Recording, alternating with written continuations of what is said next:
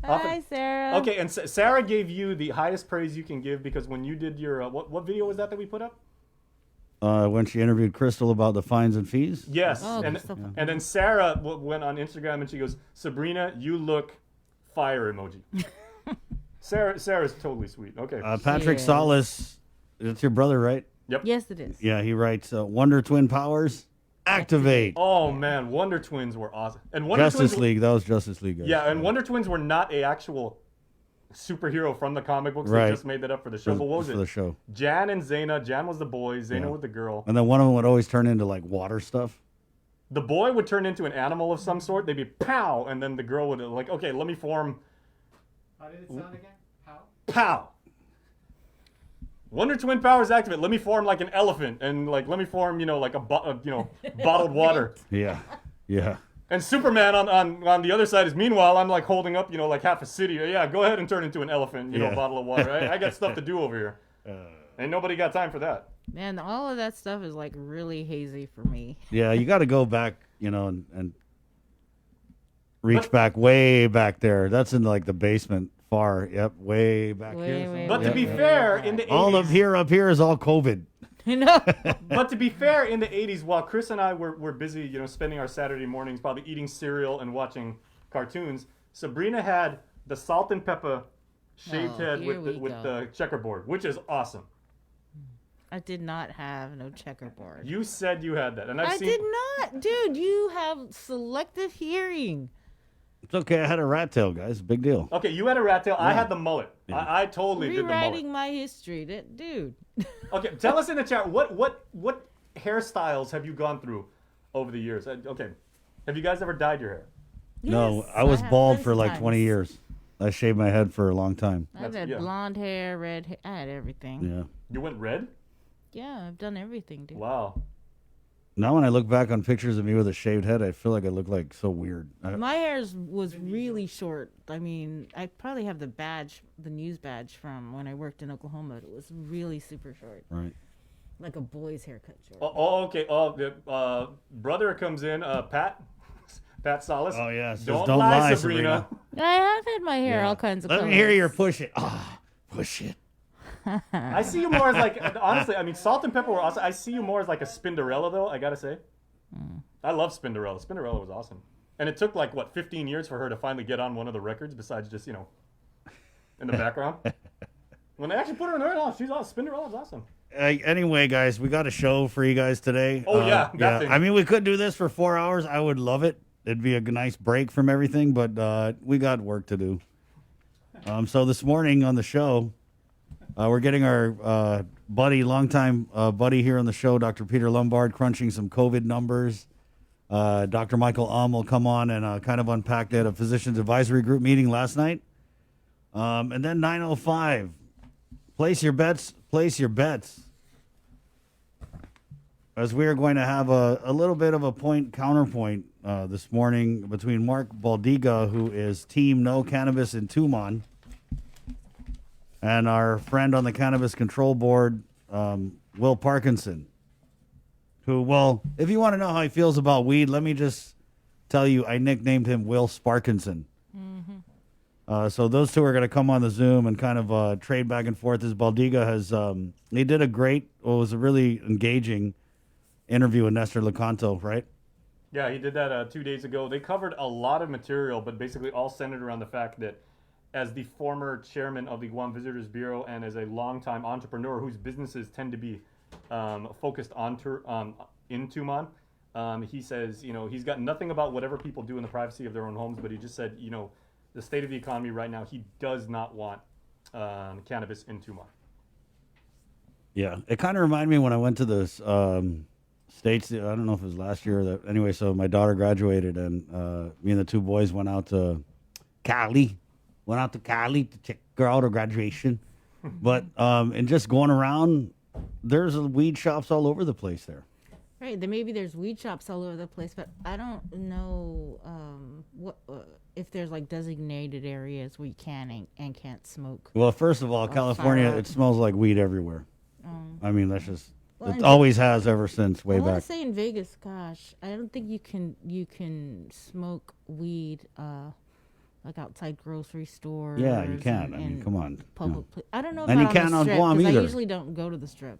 Yeah, you can't on Guam either. The law says you can't consume it in public places. So. Well, if you guys want to watch that interview that Nestor did with Mark Valdiga, it's actually up on our YouTube channel.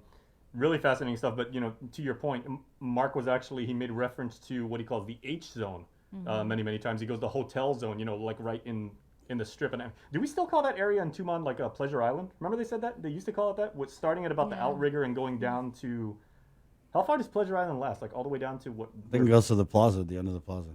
Okay, yeah. To like Tea Galleria. Yeah, it's that whole Tea strip there. Galleria all the way down. Yeah, they would have the barbecue block party, and it'd be like Pleasure Island. Oh, man. Barbecue block party. Can't wait for those to come back. Really, you can't? No, I'm I good. love those because I lived right up the hill, like right behind it and everything. I mean, they closed down the area. Unfortunately, I lived on the part of Tumon that was like kind of just on the fringe outside that, so I could still get in and out of to my apartment. But You didn't like the block party? Yeah, I like the one with Ray Tenorio. That was the best one ever. Highest ratings. The Glock party. The Glock party. block yeah. party. No, I just feel like if we ever get back to normal, I'm going to be so paranoid about another outbreak. You know what I mean? So you're gonna buy a turkey tail from one of the vendors, and you're gonna be like, "Wait, hang on." Yeah. So good morning anyway. Where was I? And then we got this interview with this guy, Dan Jay, that Jay hooked this one up. Yeah, so Dan Bartlett, he is part of a group of motorcycle enthusiasts. Now, Dan is a pilot with United, and they are part of a group, and you can check out their Facebook page. It's the Road Ends Here. And basically what they do is because of their travels and because of the fact that they're pilots, they go all over the world, and Dan, as a proud Guamanian, brings the Guam flag and takes these wonderful pictures where he and his motorcycle enthusiasts are holding it up, and he's been to South America, he's been to Europe and everything like that. So he's going to come on the show later and tell us about some of his travels and how he is spreading the island spirit throughout the world. Awesome story. Yeah, no, that's pretty cool. And then we're also doing Curbside to Crib this morning. One of the reasons I look forward to Fridays is because we have Curbside to Crib. And we're going Curbside to Crib with Bantai. Oh, God, yes. Oh, God, yes. And there is lobster. Oh, Okay. my God, yes. Okay. Bantai. Okay, Chris, Who doesn't want Bantai for breakfast? As a food aficionado, right? Do you buy into that phrase that a lot Food of people say? aficionado, I just eat, Jay. I'm not a food aficionado. Everybody's got to eat. Well, I you're just a hell enjoy of a it. cook, too. I enjoy it. And you cook well and you cook a lot, but Okay. people say that lobster is like the steak of the sea. Do you buy into that theory? Lobster's the steak of the sea. Lobster it's is frickin' awesome. I love lobster, It's but- lobster. But people have said that. When you put lobster in your mouth, automatically you're like, oh, this is lobster. Wait for it. Get ready. You tense up because you're like, dude, this is lobster. It depends, though, because if you're from the South, the lobster grows on trees. Pretty much. But anyway, I think it's really cool. And we were wondering because I know Pika's had a bunch of, they're doing a lobster. Mm-hmm. Remember we had their dynamite lobster roll, Oh man, right? with wasabi. Yeah, and then Lobster with wasabi, you guys. Bantai's got a bunch of lobster specials here available for a limited time. It's their new holiday specials, a dine out, take out, curbside delivery. Very good pricing, especially on the lobster dishes. So this morning, guys, and we'll show it all to you. We're getting the chef starter lobster fried rice, lobster fried rolls, and there's a special sauce that chef has created just for this dish. All right. I can't say that I've ever had lobster fried rice. I can't say that I've ever had it either, because I think they literally just invented it. Which is so obvious, but kudos to them for pulling it off. I mean, that's amazing. Well, Jay, if you never had lobster fried rice, today is your day. Okay. Yeah, so that's going to happen later on in the show. It's brought to you by, of course, our food partners at Bantai today and Stroll Courier, where we'll again touch base with them and find out all the great ways that they can help you out during the holiday season. At 6:41, thank you guys on our Facebook live feed. Nice mask, Elsie Regis writes. Yeah, this is from Crowns. Always try and rep the Guam Steel on a Friday. We're also getting a lot of comments about old school cartoons like Tom and Jerry, Popeye. Those are the ones I like, Bria. Remember growing up? remember Popeye. Remember they would always play like the really old ones, and they're not necessarily politically correct, right? I don't even think they play them anymore. Oh yeah. But those are the ones that I grew up. Tom and Jerry, Roadrunner, Tom and Jerry. I could not do Bugs Tom and Bunny? Jerry. Tom and Jerry was Bugs way too Bunny, violent. dude. Yeah. Oh, they were also violent. The cartoons, when you think about it, you're like, dude. Tasmanian devil. I'm pretty sure they're all canceled now. Yeah. No, but you know, like one of the ways that Walt Disney actually, the Disney company stayed in business during the war was that Walt Disney produced this series of propaganda videos for the U.S. You know, they talked about, or they talked against. Yellow fever. Yeah, and so I mean, if you look on YouTube, you can probably find them, but some of that stuff is shocking. What's that one? Alfalfa, Spanky. Little No, Rascals. Yeah, those little Little rascals. Rascals. Well, no, there was an animated version of that, but No, but there was the black and white, like Yeah, they used to yeah. show it. Man, those are the shows. Shirley dude. Temple. Yeah. Oh my goodness. Yeah. My grandmother was a big Shirley Temple fan. Of Okay. course, yeah. Popeye is what got me to trying like spinach, and I remember I ate like a whole bunch of it like just raw, and I was like, this is pretty disgusting. Yeah, after I tried spinach, I was like, yeah, I don't want to be like Popeye. I'm Did okay. you guys used to watch the old kung fu shows? Yeah, of course. Now that is your wheelhouse. David Carradine. Yes. Well, that's the show. My right? my grandma and my Uncle Bill loved that. And my Uncle Bill, he kind of looked a little bit like David Carradine. And he was always into he was always trying to show us and he was a deaf mute, so he'd always be like, boo. That's how he would talk. We understood it. He'd always come and he'd always be showing me moves, and it was funny. So he'd always be like, yeah, someone's going to stab you. You know what I mean? Like, this is what you do. And Okay, did you guys ever try to do what David Carradine did in Kung Fu, where you actually take your arms and you try and lift the pot while there's boiling water inside it? I did that, No. and I burned my forearms. wow. Yeah. Okay. Wow, Jason. So Sabrina's brother, Pat is just swinging for the fences today, and he is batting 1,000. I must say, because he goes Schoolhouse Rock. Remember Schoolhouse Rock? Yeah. That was after school. Conjunction, junction. What's your function? You know, there was this other show I used to watch. It was about vampires, but it was almost like a soap opera. Buffy the. No, but Vampire yeah, Slayer. I love Buffy the Vampire Slayer, by the way. That's the one with Jessica Alba. Angel. Or... Oh yeah, Angel. No, Hey. yeah, I'm a dude. that was a spin-off of Buffy, Brie. Oh, was it? Yeah, Oh, I didn't know. Hey, I'm a Angel dude. was in Buffy. She was her love interest. Okay, raise your hand if you like Gem and the Holograms. Jam is truly outrageous. Dude, I'm a Truly, dude, and truly, I watch truly Gem outrageous. every single Yeah, my week. sister used to watch Gem. Gem and the Holograms was awesome. It was only my sister that used to watch it. I totally didn't used to watch it. Okay. Oh, by the way, I forgot to tell you guys, man. I've started working on a project. Sorry, don't want to. Oh, do tell, Jay. I've been working on something on my spare time at night. I am actually putting together my first screenplay. I'm trying to Wow. make Guam's first horror movie. No way. It's a locally themed scary movie, about Guam. I'm calling it Children of the Corn Soup. What? All right. Okay, that's about enough. You guys good? Anything else on cartoons? Last call? Movies? Do we want to go into movies? Not today. Maybe Monday.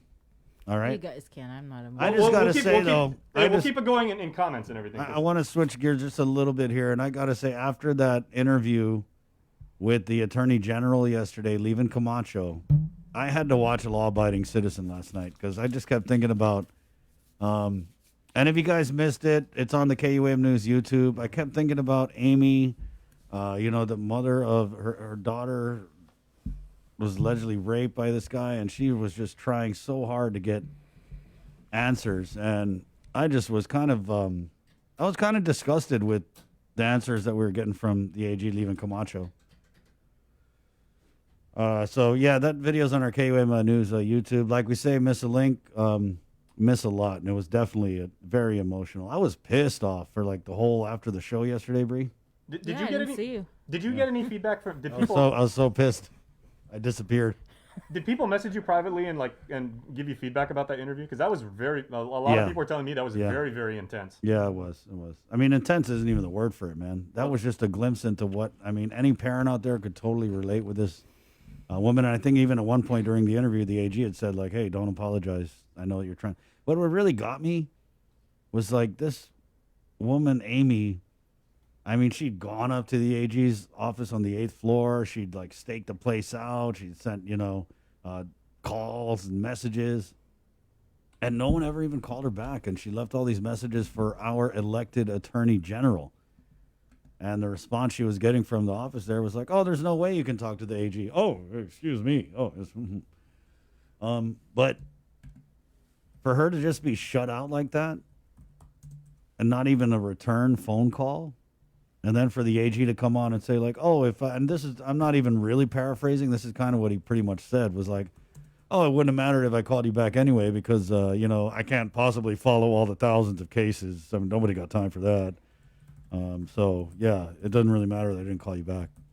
But had he even picked up the phone and placed a phone call and just listened to Amy, it wouldn't have, He would have been very familiar with the case, Yeah. at least, and it given her, sometimes what you need is someone to talk to, right, and let it out, and yeah. not even that. But you really, I felt you really. And I drove mean, home it the was, point. and even after he came on, it was still like he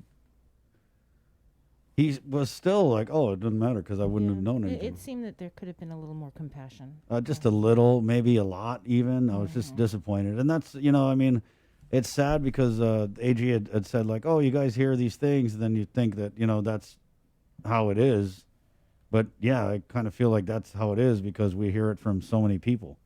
I mean, Amy's not the first person that's reached out to us to express her dissatisfaction with the way things. I mean, look at the Tory trial. Yeah. I mean, the prosecution, I don't know if it's just systemic or if it's a recruitment issue, but it just seems like we don't get the convictions. And it was interesting, and I didn't get to ask him about it, but he had said, like, "Oh, anytime there's a victim and there's a plea deal, we always run the plea deal by the victim." But what about when there's no victim? And, like in this case with this guy, Ricky Camp, right? Who they busted him bringing in 5 pounds of meth. I mean, he's getting a plea deal. I mean, there's no victim per se in that case, but it's just like, I just don't get it. I mean, we're in the throes of a crystal methamphetamine epidemic on Guam. And someone tries to bring in 5 pounds of crystal meth to poison our kids, to poison our friends, our families, our loved ones, and you want to like cut them a deal? It's crazy. Crazy. And Bree, I thought you really drove the point home yesterday because when Amy was, she was at her most vulnerable and she was basically saying, and on Facebook Live, and she was like, who has my back? Who's gonna look out for me? Where can I go to? And you said we are. Dude, Bree, We're there for you. When Because Bree that's said that, what I was we like, do. "Ooh, I got goosebumps," and I was like, yeah, we are. Damn right we are. It's 6:50. It's true. Yeah, I mean, you're right. So yeah, this particular case, it goes up for a motion hearing today at 11 o'clock before Judge Elise Iriarte. And so because, I know she was saying it was a trial, but it does appear that it is a motion hearing. Yeah. So I don't think the trial is going to start today. And maybe perhaps this motion hearing will be about the release, the Right. motion for third-party release to a third-party custodian. And so if, you heard it here yesterday, she is vehemently opposed Right. to his release. Right, and I wanted to, where is that story? Which- Yeah, I know Adriana had, did a story yesterday. Yeah, And it's on our Facebook page. It is, yeah, it's on our Facebook page. But it kind of went into a little more detail on the crime. Right. So the crime occurred in October, November of last year. He was charged in January. The alleged perpetrator's name is Please David. So the incident happened in an apartment complex. He had allegedly raped the 13-year-old, I believe she Yes, was. yeah. And then he threatened Her her sister. sister with a pickaxe. Right, with a freaking pickaxe. And I just feel like, I mean, What- God, if I was AG leaving Camacho, I'd be feeling pretty stupid this morning because just his tone, I mean, the explaining away with all this legalese, there was just Yeah. no, it would seem, Even the part where he was like, when we were asking about that whole third party custodian, if there was, in fact, hearing that, she wasn't even allowed Right. to oppose or object to the motion for third party release. And then he was kind of like, oh, well, it could have been an ex parte hearing and the judge could have just decided. Like, come on, dude. yeah, I was actually, disgusted with that interview from Attorney General Levin Camacho. And I'm not even the only one. Everywhere I went yesterday, people were just like, that was just terrible. And it was. And then when you learn about the gravity and the seriousness of the crime, I mean, a 13-year-old girl allegedly raped and her sister threatened with a pickaxe. And here comes the AG trying to explain it away. And, I mean, just really terrible. So it's 6:52 now, Friday, December 4th episode of The Link. We'll go ahead and get into the news now from the KUAM news team with the very latest. Sabrina Salas-Mazzanotti, good morning. Hello, everybody. 22 people tested positive for COVID out of 806 samples. Of the 22 cases, 5 were identified through contact tracing and 4 were through travel identified in quarantine. To date, there have been a total of 6,942 officially reported cases of COVID-19 since March, with 112 deaths and 800 active cases and more than 6,000 recoveries. The COVID area risk score, the CAR score, is 2.1. Also, 39 people are currently in the hospital, with 9 under ICU level of care and 7 receiving ventilator support. The Guam Fire Department confirming 1 firefighter stationed at the Talafofo Fire Station tested positive for coronavirus this week. 2 other personnel assigned to the same unit were ordered to quarantine at home until they can be tested tomorrow. Decontamination was done at the station. Emergency operations will continue with adjustments made in scheduling for the firefighters assigned. Since March, a total of 9 GFD personnel have tested positive for the virus. When will the vaccine arrive? How many will Guam receive? How will we store it? And who gets it first? With more, here's Peter Santos. Initially we were anticipating that it would be an initial shipment of 2,000 doses. That changed to 4,000. Now what we're hearing is that it would be a shipment of up to 7,500 doses. It's been almost a whole year living in the COVID-19 world, and since the first positive COVID case, we've all been asking one question: when will we be getting a vaccine? According to Public Health PIO Janela Carrera, we could be seeing vaccines soon. We are anticipating that the Pfizer vaccine would arrive at the end of December, mid to end of December. About maybe a few weeks after the Pfizer vaccine arrives is when we anticipate the Moderna, the vaccine B, to arrive. While Moderna's vaccine can be stored for up to 6 months at around -4 degrees Fahrenheit, Pfizer's ultra-cold vaccine needs temperatures of -94 degrees Fahrenheit, requiring the use of a specialized freezer. While GMH may not have procured theirs, Carrera says GovGuam has them, but the question is, do they work? As we understand, we do have the freezer that's required, but we just want to make sure that we have all of the parts and that the freezer is capable and working. So that's something that we are working on, but we did put in a request for the type of freezer that's required for the Pfizer vaccine, and we put in the request through FEMA.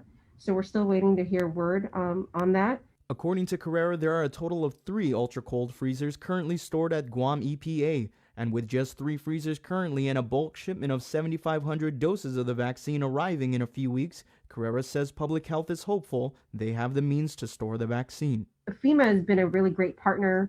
CDC has been a really great partner, and all of our requests are being met. Now, when it comes to distribution, Carrera says that there's a committee being formed to put a plan in place on how they will distribute the vaccine after the first round goes to first responders and healthcare workers. The method of distribution, that's all still being discussed, and that's also the reason why it's important for us to formulate the vaccination committee, because once that's formulated, and it would be at that level that the vaccination committee would have that discussion, create those specific plans and the logistical aspect and the method of distribution, and they would be the ones who would really sort of formalize those types of distribution plans. The committee will most likely be composed of members of the healthcare community, healthcare licensing boards, the Office of the Governor, and the Department of Public Health, to name a few. Now it's just a matter of how all the pieces of the puzzle will line up. When will we get the vaccine? How will we store it? And how will we distribute it? Reporting for Guam's News Network, I'm Peter. Thanks, Peter. The AG's office has filed a criminal complaint against Ryan Anthony Tyron and Brittany Flores. The couple allegedly entered into an isolation facility without authorization. With this complaint, the AG's office has initiated criminal proceedings against a total of 4 people for violating quarantine and isolation orders. Violation of an order to quarantine or isolate, whether at home or at a government site, is a misdemeanor offense punishable by up to 1 year in prison and up to $1,000 fine. In some cases, a civil compromise may be available, which could include payment to the Department of Public Health. With more news, here is Tyler Mazzanani.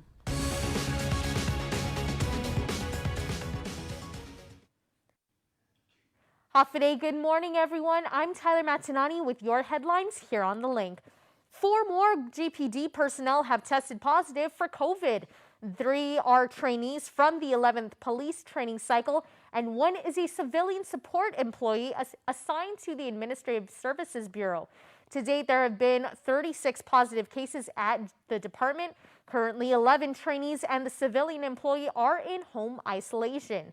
2 trainees are in the GovGuam isolation facility. The airport reports another one of its employees have come down with COVID. In a news release, the airport said it's taking the necessary sanitization and disinfection efforts in work and public areas for everyone's safety. He adds that, like the other cases, it was determined that the employee acquired the virus through community spread and not at the airport. In a statement, Executive Manager John Kanata said, quote, GIAA employees, along with all our airport community, are committed to safe and efficient travel. From curb to cabin, we have implemented protective measures to safeguard all who work and travel through the Guam airport, unquote. As Guam looks to diversify its economy, maybe it can explore more trade opportunities with Taiwan. That was the message from the head of the Taiwan Economic and Cultural Office during a virtual presentation Thursday before the Rotary Club. You may not realize it, but Taiwanese investment is all around us. Taiwanese companies run power plants here, operate a cement factory, a commercial bank, own a valuable land in Tumon, and even sell one of the more popular beverages, Mr. Brown Coffee. And while Taiwan is only the 3rd top tourism market, Economic and Cultural Office Director General Paul Chen says they're working to increase those arrivals once the market reopens. We are talking about the pre-check-in system, which is we are talking to the have the U.S. border office set up the front line in Taipei, in Taiwan, the airport.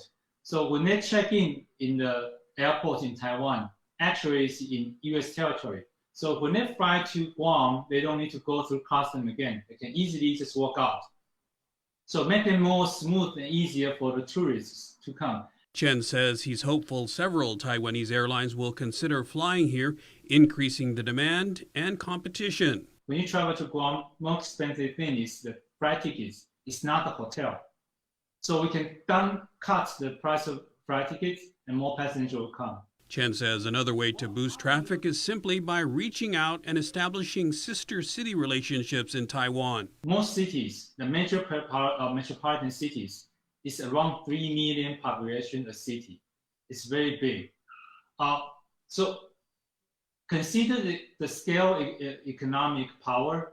I encourage Guam to have a more sister relationship with Taiwan's major cities, because those cities will be put their attention and efforts and resources to expand the relationship with Guam. And he says another way to boost relations is through student exchange programs.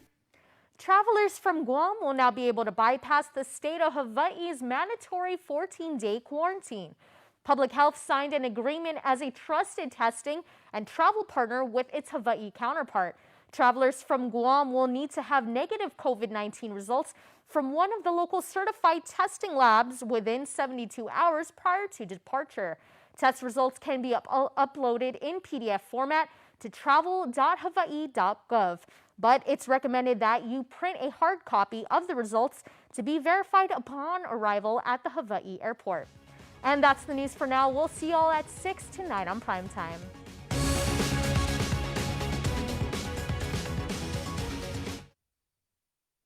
President-elect Joe Biden is throwing his support behind a compromise proposal in Congress that would spend nearly $1 trillion to help businesses and workers feeling the strain of the pandemic.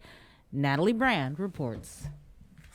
Dr. Anthony Fauci tells CBS News he'll be meeting with members of President-elect Joe Biden's transition team today to discuss vaccines and the incoming administration's COVID response. We feel hopeless. President-elect Biden spoke with workers impacted by the economic fallout of the pandemic Wednesday. They sounded the alarm about federal benefits set to expire the day after Christmas. It just hurts us when we hear people that don't have any issues, politicians that are doing just fine, when they say, oh, they don't need that extra money. They're just lazy.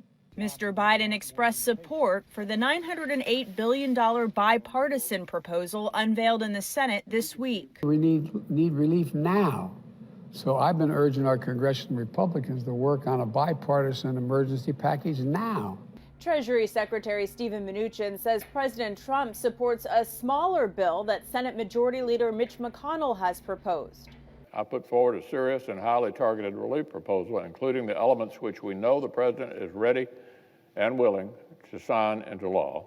The president himself has been focused on the election, posting a video full of baseless claims about voter fraud. The results of the individual swing states must be overturned, and overturned immediately.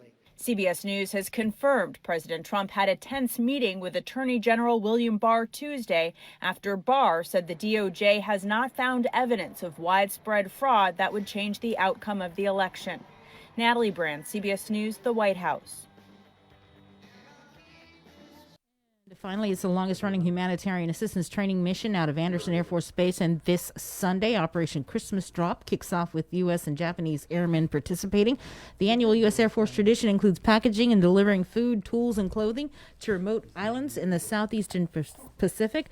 The week-long international effort allows Pacific Air Force's airmen from the 36th Wing from here, the 15th Wing from Joint Base Pearl Harbor, Hickam, Hawaii, and the 374th Airlift Wing from Yokota Air Base, Japan, to work with the Japanese Air Self-Defense Force to execute low-cost, low-altitude training airdrops. And just a reminder that community testing using the Binax Now test cards continues today from 9 to 12 noon at 3 locations. That is the Jigo Gym, the Tietzen Field, and at the Agate Senior Center. Only 200 tests are available at each location. And then on Saturday, it continues, same locations, but it will be from 9 to 2 o'clock in the afternoon. That's your news. We'll have more on the link after the break. Holiday federal employees and annuitants, the open season is here. Calvo's Select Care offers a comprehensive on-island network, including GMH and GRMC. Our off-island provider network stretches across the Pacific, plus our partnership with United Healthcare provides over 1 million providers throughout the continental United States. Calvo's Select Care, healthcare that's always there for you. Federal employees and annuitants, enroll today. Let's get merry during the most wonderful time of the year by making spirits bright. KUAM and McDonald's of Guam want to highlight your decorations and lights by flooding the social media pages of KUAM with your videos and photos. Finish your holiday setup, then snap a few shots or a video of your delightful display and send it to us through social media or email them to promotions@kuam.com. Check out our posts every Friday or tune in to KUAM News Weekend Edition for a special montage of the submissions certain to be making spirits bright with every broadcast. Warmest holiday wishes from McDonald's of Guam and KUAM Communications. Hey kids! With the best holiday of the year approaching, KUAM has arranged a way for you to make sure Santa knows what you want for Christmas. Santa and Mrs. Claus have set up a virtual mailbox at KUAM.com with help from your friends at Dial Rent to Own. This is a chance for you to write your very own letter to Santa. Have an adult download the letter form, fill it out with your Christmas wishes, and send it in to us at letterstosanta@KUAM.com. Santa will read every letter submitted, but you may be chosen to join our Christmas Zoom party, where you get to talk to the big guy himself on December 19th. If you're chosen, you will receive a special emailed invitation for you to attend the virtual fun. Stay informed with the stations and platforms of KUAM for all the details, and make sure you are being nice and not too naughty from today until Santa comes to visit. Letters to Santa is brought to you by Dial Rent-to-Own and all the L's at KUAM. Merry Christmas.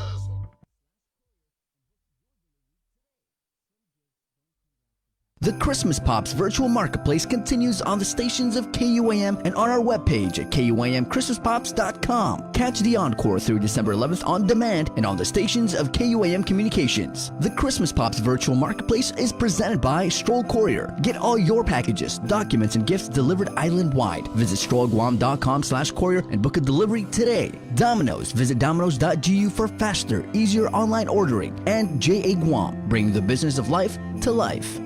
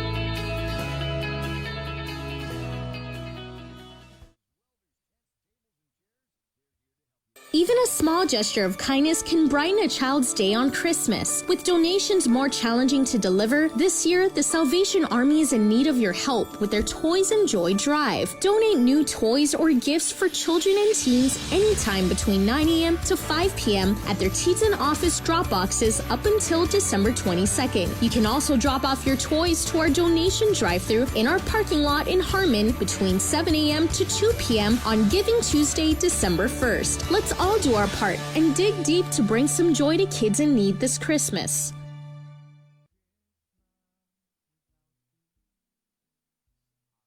You're watching The Link with Chris and Sabrina on TV 11, but don't leave yet because we're coming up next on CBS This Morning.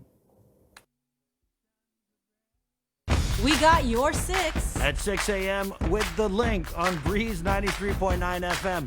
Bree and I connect you with all the latest news and information you need to know to start your day. Then check back with Guam's news leader at 6 p.m. for the day's top headlines with KUAM News Primetime. From 6 a.m. to 6 p.m. and everything else in between with KUAM Digital, we got your 6.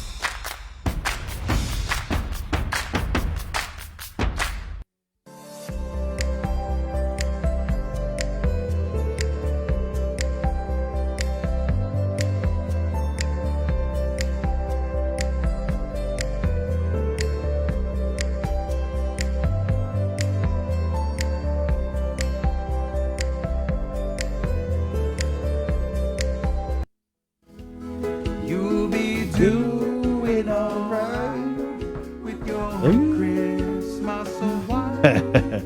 Hey, that's Joe Guam. Blue Christmas. Has anyone ever done Last Christmas, like a local artist? Yeah, I gotta find it. I need to go in and find where we put all the Christmas, Live Local Fridays Christmas stuff.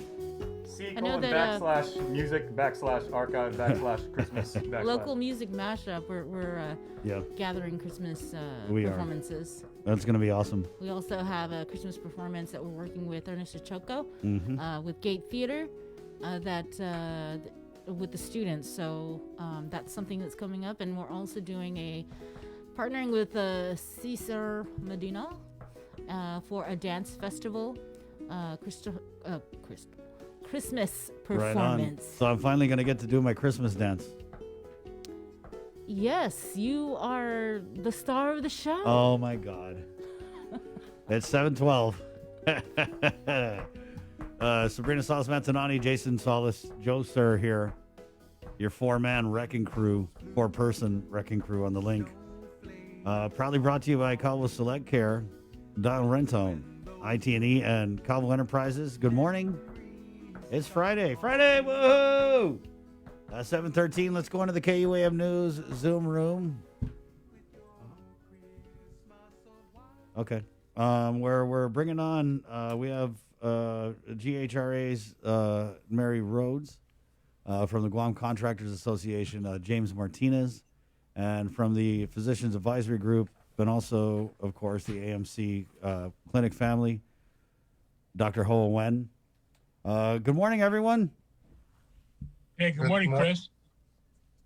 Good morning, Mary. Good morning. Good morning, Dr. Hoa. Good morning, guys. Good to see you again. Yeah, always, as always. 2 days in a row is not good. yeah.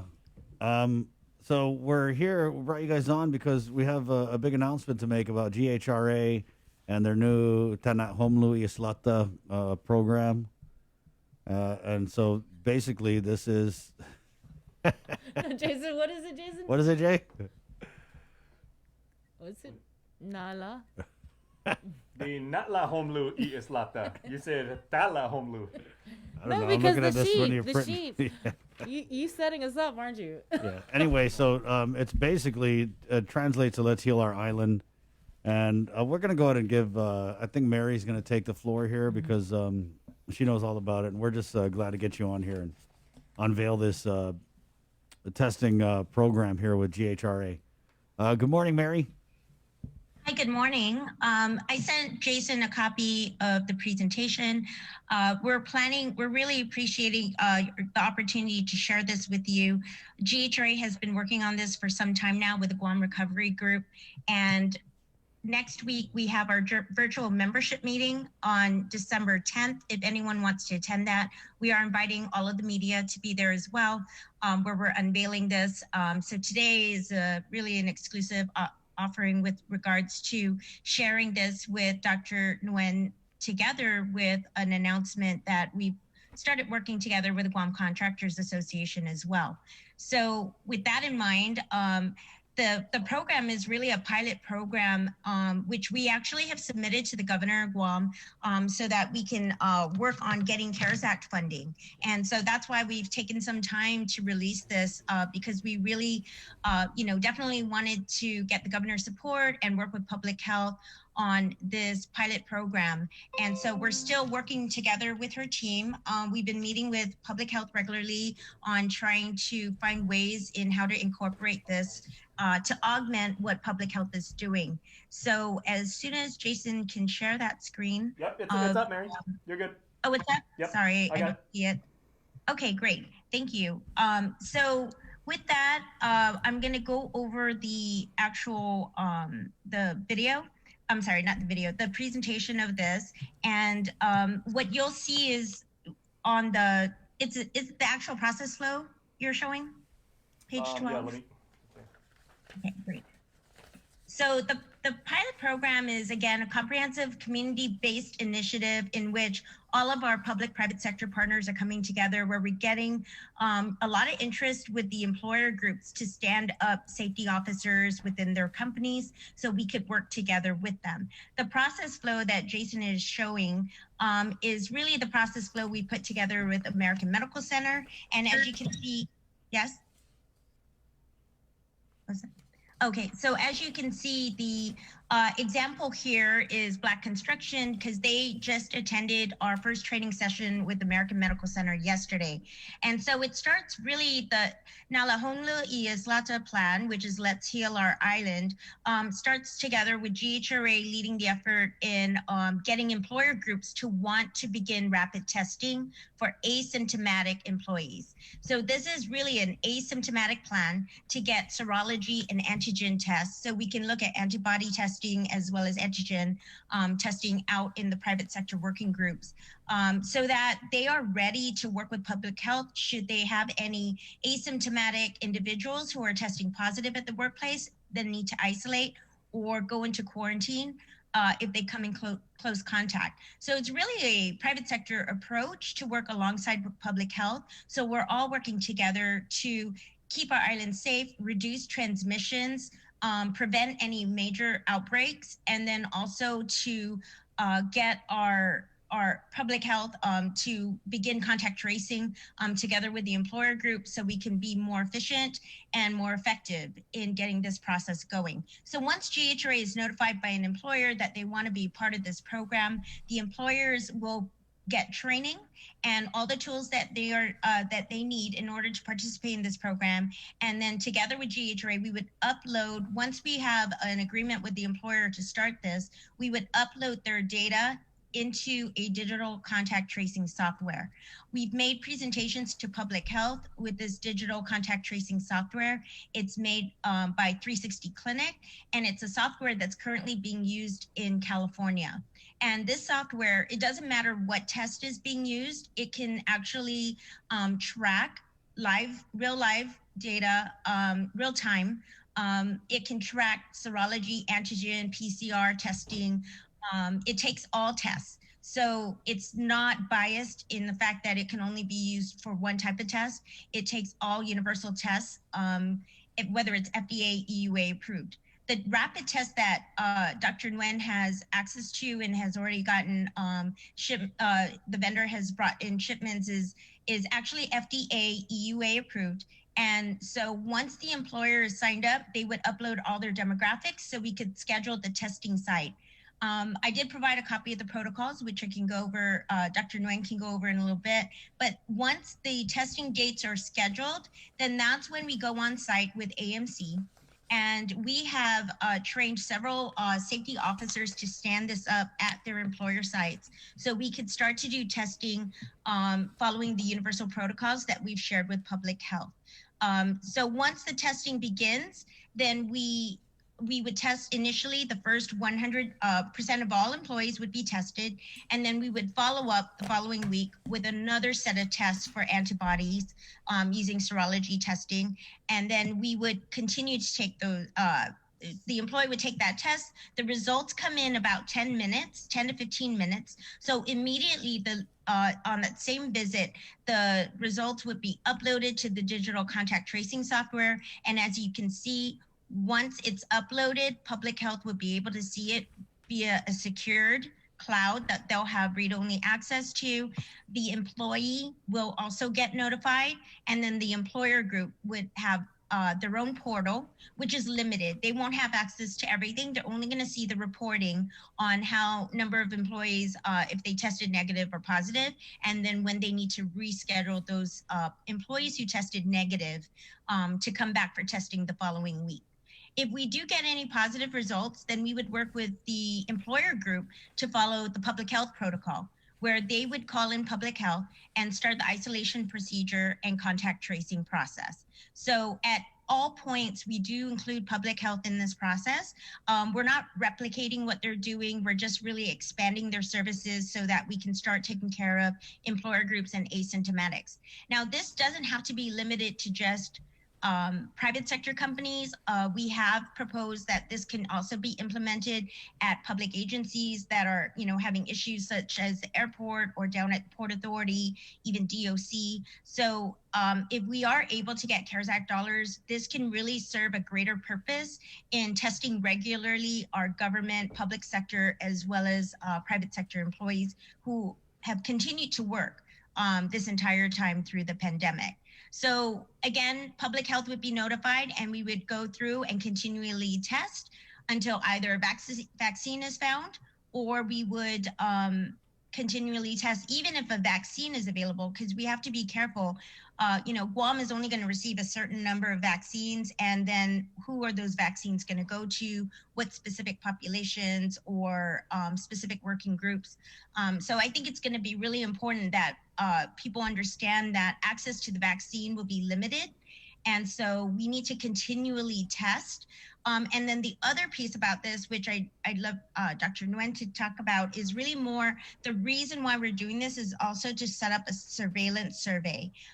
So we're constantly screening and creating a baseline for our community. So I'm going to have Dr. Nguyen talk about that, and also the universal protocols that we've shared with Dr. Erica Alford at AMC. Dr. Nguyen? So, Unmute, Doc. Jason, that's page 15, if you want to show that. Okay. Anyway, thank you so much. Thank you, Mary. Anyway, this is some program coming up because initially with the some employer group, when it turned positive, it's very hard. Everything is done manually, and it's very hard for the physician to manage the company, and also they just keep getting the paperwork back and forth. So we were thought about, get something on the digital platform that everyone can see, and is make it very efficient, that we can, number one is give the general manager or the HR a bird's eye view of everything in the company.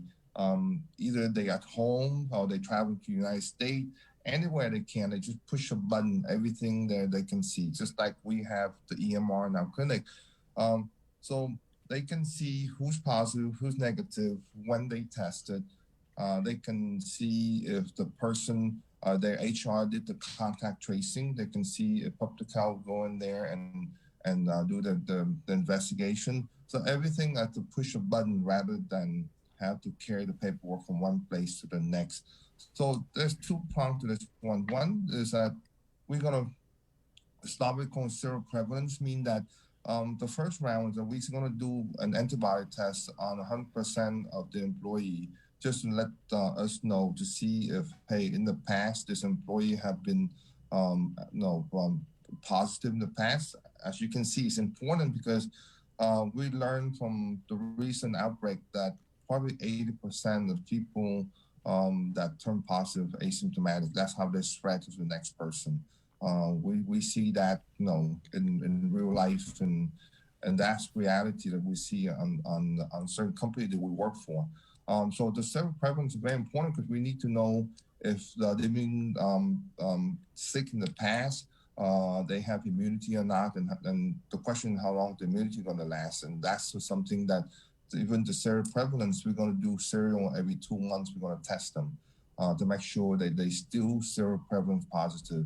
And the surveillance part is the most important thing. As you can see, public health do a lot of surveillance tests right now with antigen tests. It's rapid, and you go to the site. You don't need the machine, and you can do a lot of them at the site. You don't have to go to the clinic. And again, the surveillance program is a serial surveillance program. So every 2 weeks, you're going to take 10 to 15% of your workforce and test them and try to catch the asymptomatic as much as possible to take them away from your workforce. So that way you don't have major disruption of whatever job that you have in the community there. So the surveillance program is very important. It's a serial surveillance program. We go back every 2 weeks and do 10 to 15%. And that's something to go forward. It worked in a lot of community in the past.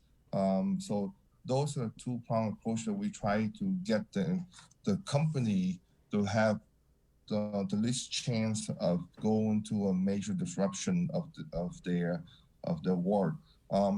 Again, we don't want to invent anything out there that already exists. So we partner with 360 Clinic in California. They have a huge program out there with Orange County, has been run since the start of March of last year. So they have a pooling track ready. So we just pull them in to help the private sector and make sure the workforce is healthy and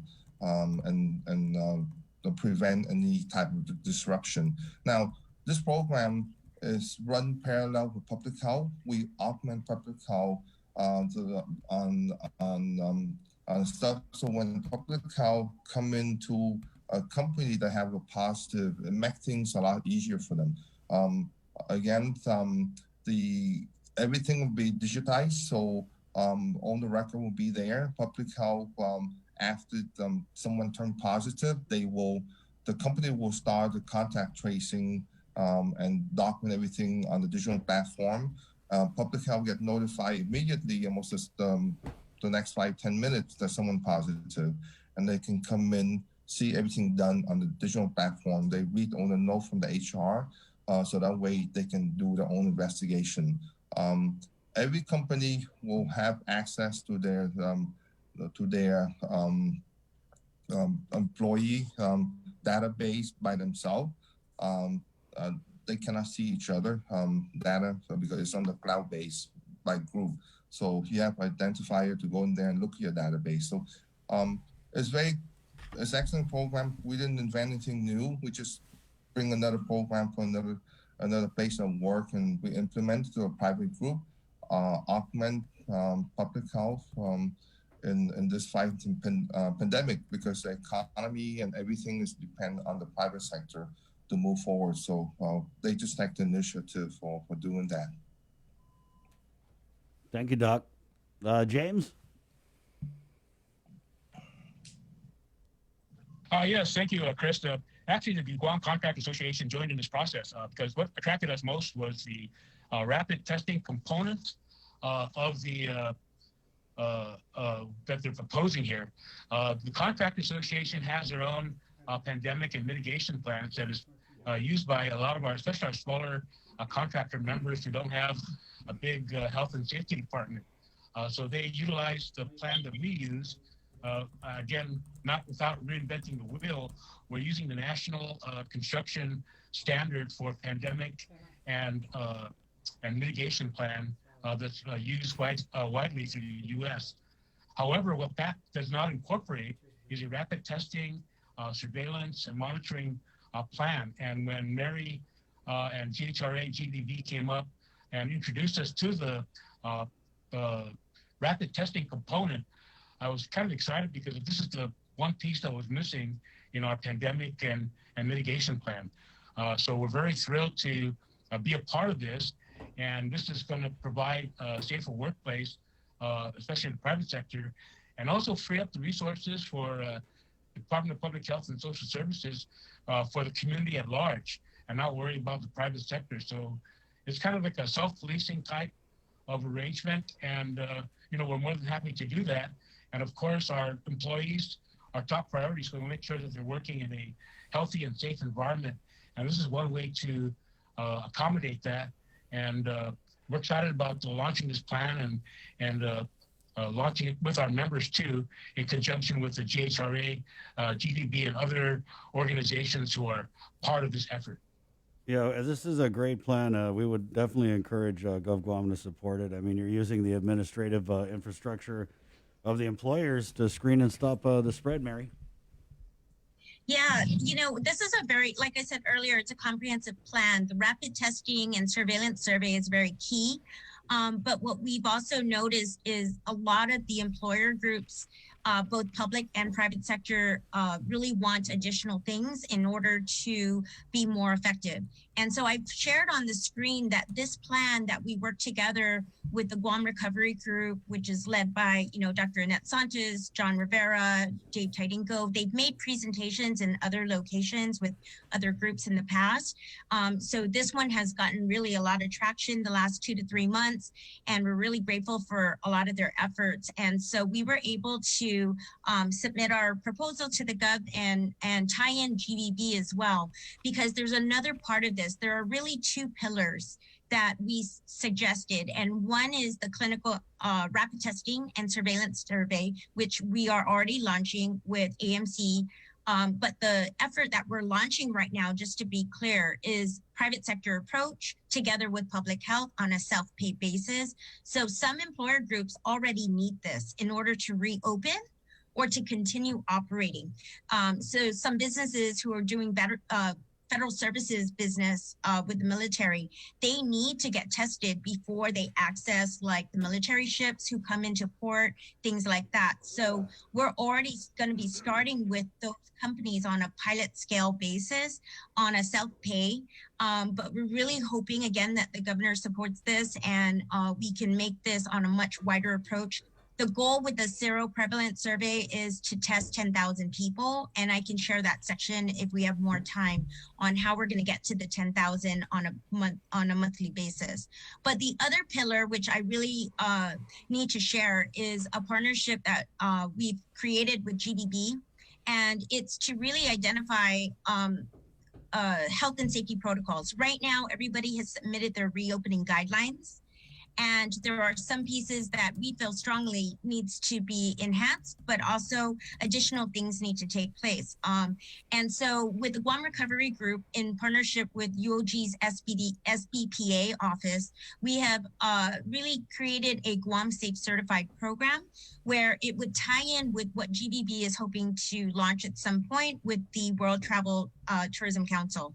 And so that would be really tying in with DPHS, their DEH division, to get just more out there with regards to health and safety protocols, understanding the inspection checklist, and also doing more to provide training, education, training, certification, and also risk assessments.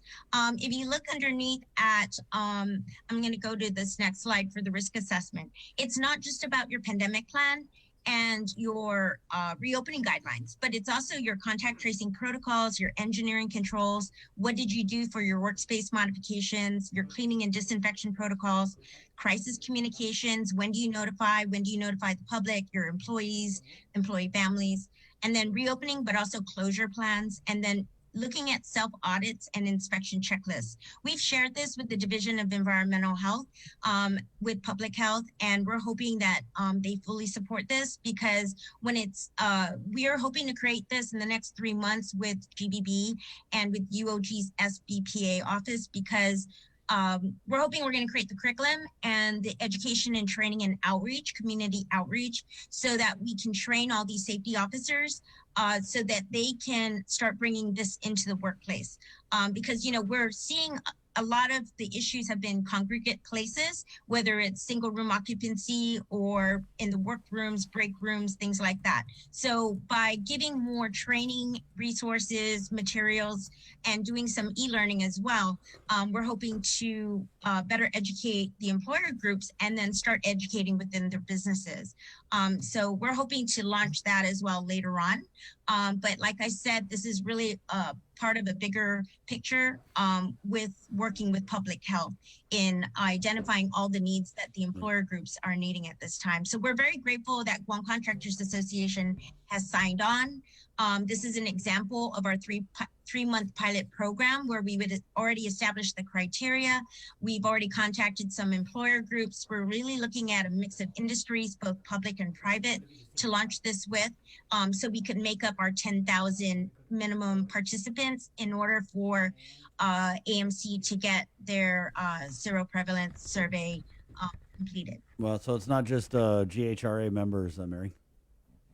Well, GHRA is, you know, we have active hoteliers, we have restaurateurs, but remember we have allied members. So companies like KUAM is a member of GHRA. Right, yeah. We have all our distributors, you know, the supermarket, we have airlines, banks, wholesalers, all of these businesses. And we actually have an associate membership where the government agencies are also members of GHRA because we run the sports leagues, right? A lot of them join because of the sports leagues, but GHRA is made up of all these industries. We just have different categories for them. Right, we have hotels, restaurants, allied, and then associate for government and non-government. And if people are wondering why GHRA, GHRA really has been sitting at Homeland Security, and we take care of private sector in a lot of emergencies. Right. And so this really makes a lot of sense. We partnered with DEH in the past when we did a 6-month outreach when they changed the Guam Food Code.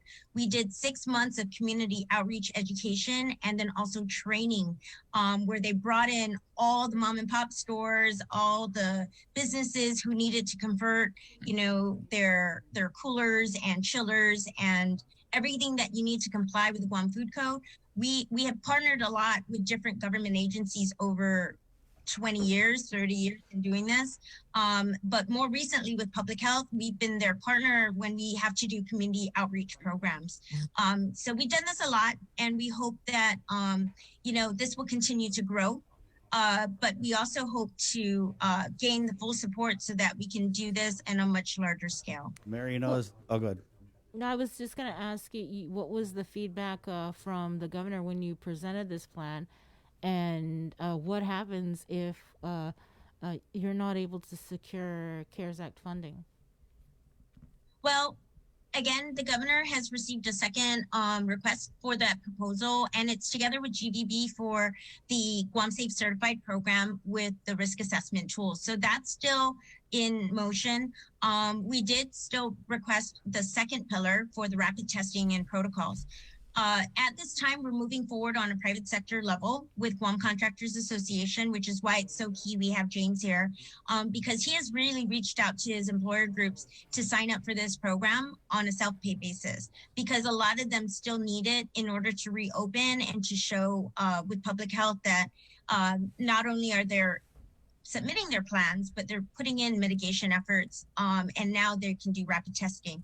And we've also received interest from other businesses in these key industries that need to show that their workforce is COVID-free. Right, yeah, that's so Mary... I think that's really the key, is we provide the services to those who want to participate on a self-pay basis. Just so you know, this is 1/3 the cost of a PCR test for each employee. So it is more cost effective, and the rapid response on it, again, is 10 minutes. But the fact that it's all tied in with testing, reporting, and managing your data and regularly seeing so you can manage your workforce. You can use a lot of the data to identify where they're at, which locations they're at, who's actually has more of a prevalence of getting the infection, where the infection started, on what test date. There's a lot of data that you can actually create an epi curve from using pivot tables. And so by entering the data and going electronically, digital, like Dr. Nguyen said, is extremely important if we're going to have a better chance of mitigating and remaining open during this pandemic period. And I know I keep saying that over all our interviews, but hey, at least really you're time to get it done. You're consistent, Mary. But I wanted to talk about with the CAR score and the promises that have been tied to the lowering of the CAR score. I mean, the governor's pretty much said that if we keep it at this level, that on December 15th, 16th, we could see easing of further restrictions. So I wanted to ask, how does this program play into kind of the allaying of these public concerns? I mean, I see it in the comments all the time, like, people clamoring for, businesses to test their employees. And we've seen with the amount of openings that we have now, maybe the public a little timid about going out. So in your opinion, with this testing program, with the full support of Gov Guam, would it kind of deliver that peace of mind to people who want to go out and enjoy a reopened economy? Yeah, the nice thing with technology is you keep adding on to it, right? And you take what's being used elsewhere. Like I said, this system has already been in practice in California for some time now, and they've looked at new technologies. So the way employees and employer groups will be notified, they can be notified via email as well as SMS, texting, and WhatsApp. But what's really cool is in a couple of weeks, they're gonna have a QR code app that every person will have as an identifier. And so what really the future of this could be where GHRA and even Guam Contractors Association. But imagine if you're able to go out to a restaurant and use your QR code to show your last test date, to prove that you've been tested regularly and you're continuing to remain negative, or you've already had it and you're already safe from it. So even with the CAR score going down, and even with the, soon we're going to have a vaccine. Again, not everybody's going to have access to it. And the CAR score has so many other factors involved that it's reliant on other things. So what we want to do is provide a solution, regardless of what happens externally with the community and with the government and how they decide things. We need to reassure ourselves as employer groups. We need to reassure the public, the community, especially our guests in the future if we're going to reopen Guam for tourism. So we need to put systems in place now, regardless of what the CAR score is and regardless if we get a vaccine. Yeah. We need to put a proven, reliable, effective, and fast system that has real-time data where we can, monitor this and manage it better. All right. Thank you, Mary. Very in-depth presentation. It looks like it'd be a great thing for Guam. Hope you get that support. Maybe we could get someone from the governor's office to come on and talk about this with you next week. Doc, anything in closing? No, just Mary say a lot of things already. The bottom line. Yeah, she brought a whole PowerPoint. It's really, really true. Is that we have this pandemic here. We have no idea when it's end. Even when the vaccines are here, it's not going to be the end of it.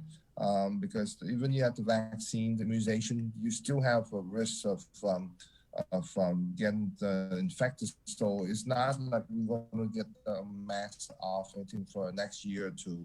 So this is a way that the whole Guam, the private side, the public side can move forward. Again, it's real-time data is so important for everyone to know, to identify. So that way, that we don't have to call and ask someone if this person is negative, positive when the last time or whatever. Everything there we can access with the pushing of a button there and see everything on a computer. Everyone have a smartphone. Everyone have an iPad. So technology does make things very simple. So we just have to jump on it and try to control this pandemic here by the use of technology and digital and work smarter. And that's the way we move forward. So it have an instantaneous notification to the patient. Someone to turn positive, someone turn negative. You don't have to wait for a few hours or the next day or 2 or 3 days from now. It's just instantaneous notification. That helped a whole lot in our effort to mitigate this virus, from everyone else. So again, I hope that that this program take off because we really need it. We're going to expand more, talk more, and as the pilot program move forward, we will show some results from this, and hopefully, everyone on Guam will be on board for this. Okay. James, was there any final comments you'd like to say, James?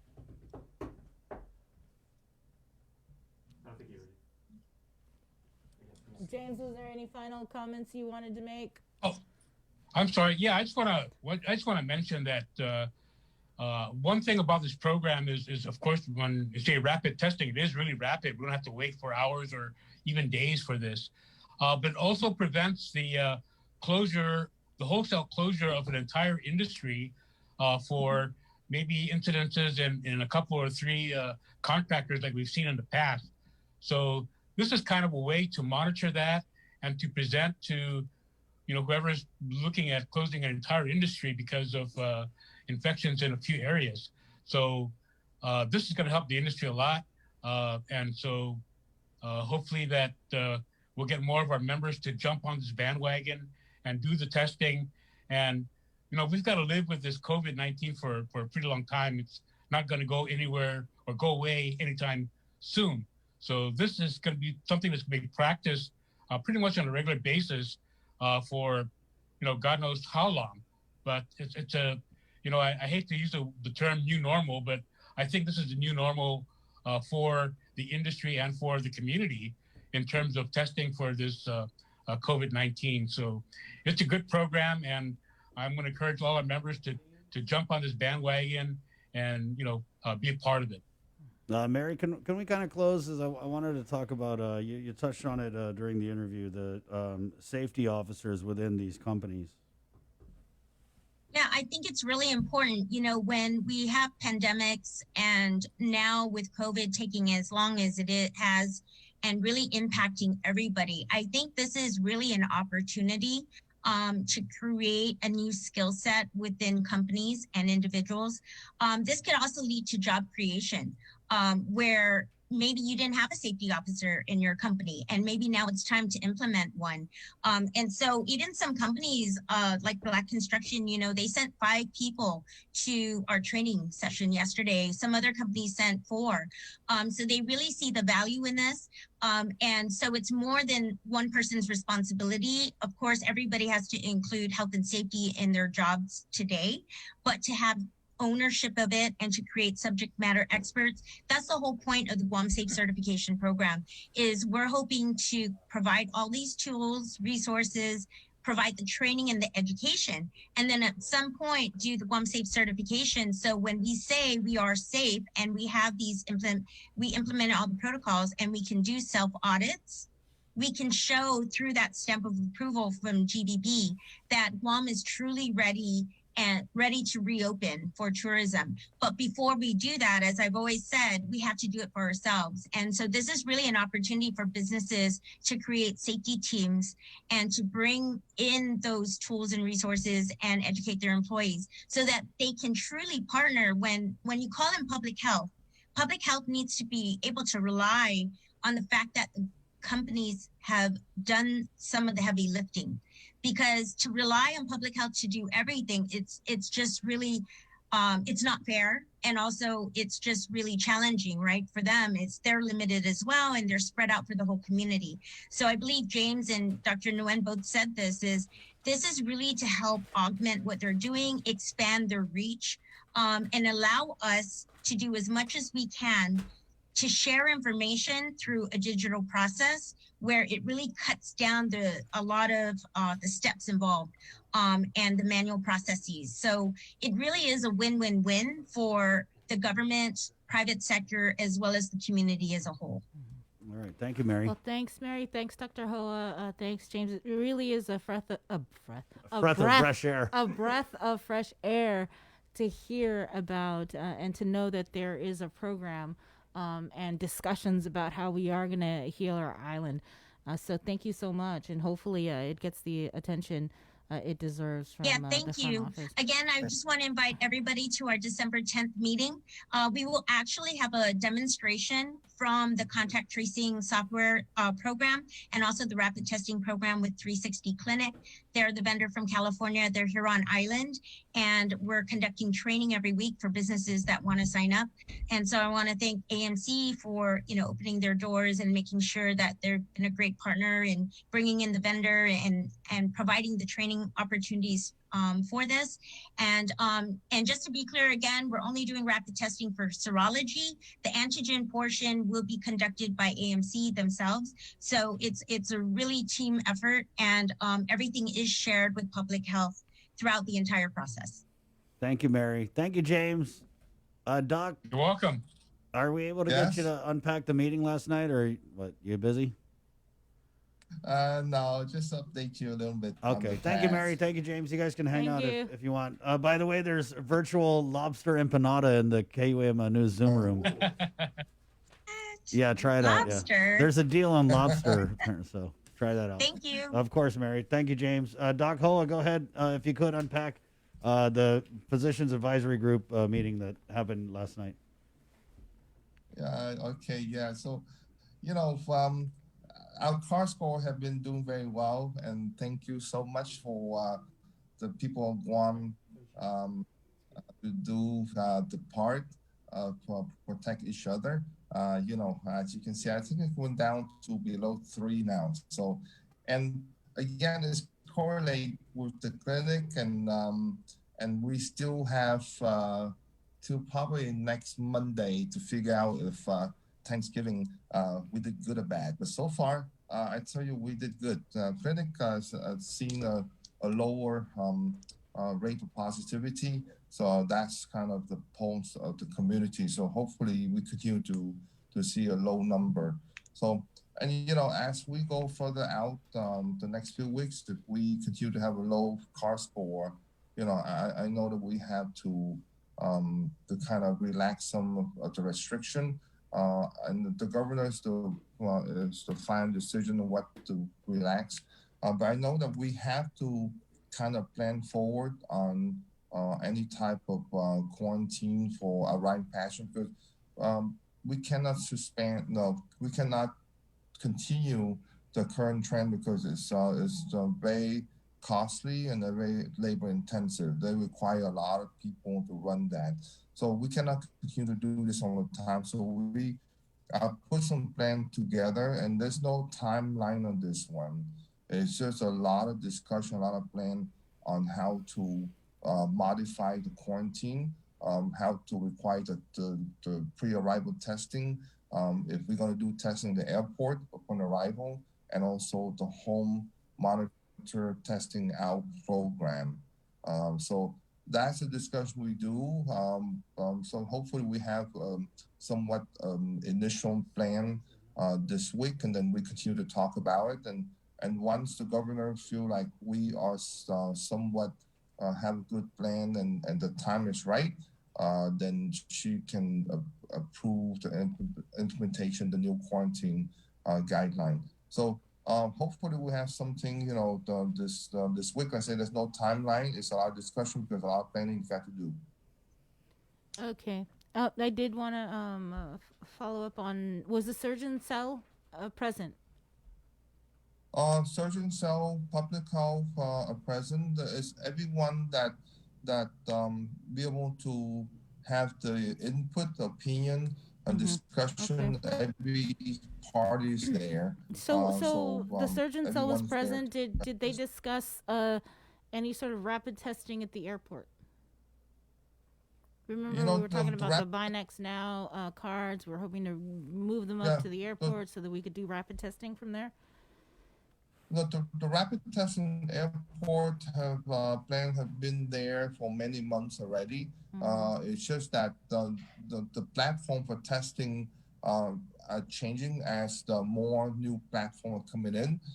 So right now, the plan is there. It's just that if the platform change, then we have to change the platform in the plan. Antigen testing is something that been looked at. That's not the only option. We have to look at how fast the testing can be, because you don't want to bottleneck people at the airport regarding tests that take much longer time. Again, instead of anything else on the testing airport, we're going to look at that 2 or 3 prong attack here. Is that, again, the number one is that PCR pre-arrival. That's one test that we consider. The second one, the test in airport, that's the number 2. And then testing 5 to 7 days out the home quarantine, that's 3. So potentially you will have all 3 if possible to ensure that any arriving passenger to our island are safe to community. And that's what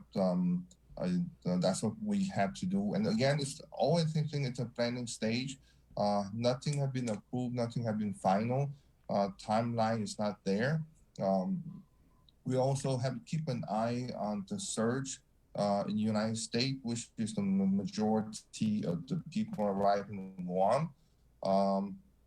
They break on record every day now, so we have to be careful on how many testing platforms that we need to require people to come in order to keep our island safe. Right now, if the CAR score continue to stay low, it's nice to open more restriction on Guam so people can enjoy it, because just like a little bubble, if you can get the car score nice and low, all the family in Guam can celebrate Christmas and New Year and going to do more things if we can keep the car score low.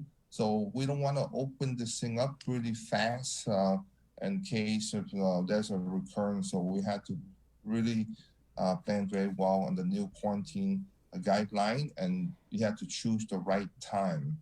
And you don't want to go so much in a hurry and kind of do some damage what we did right now. So right now we're doing better, and we need to make sure that we don't get a recurrent surge again if we move too fast. So there's a lot of things to do, but it's never hurt just to plan ahead of time. So that's what we did. We do a lot of planning, and hopefully, if the plan is there, once the right time comes, we just implement it. Okay. So were there any then decisions made last night on anything, or just all discussions?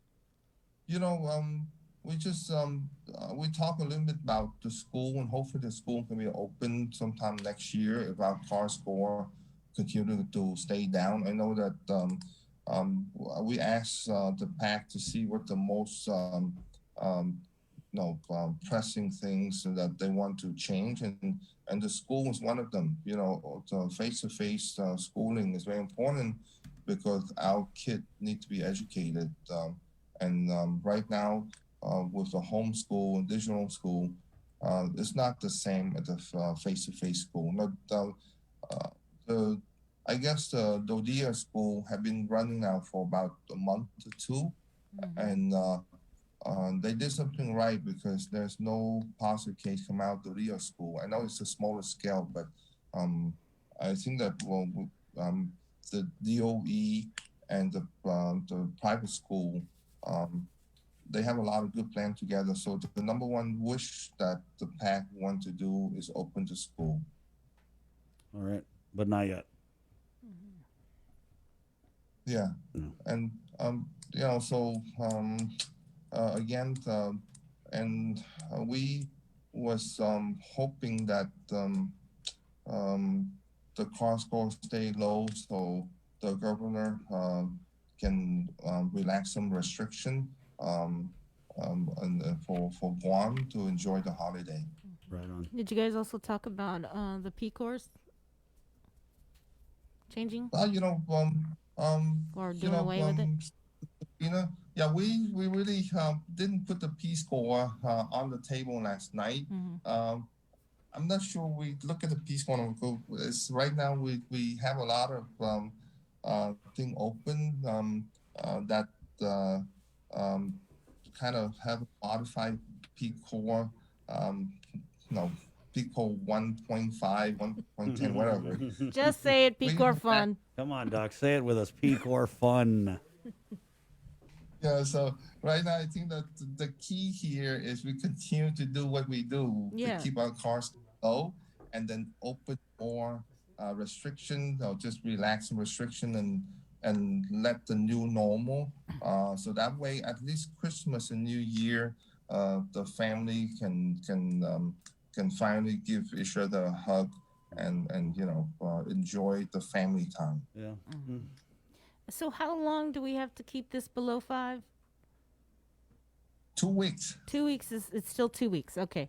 I wasn't sure if there was a change. So I think today is like day number 5 and number 6. So we have another week to go. All right. Right on. So we're getting there. I think again, if we continue to do this, I tell you, it proves that every person in the community matter. And that's if we can work together as a community, we can do this. Thank you, Doc. Yes, we can. Yeah.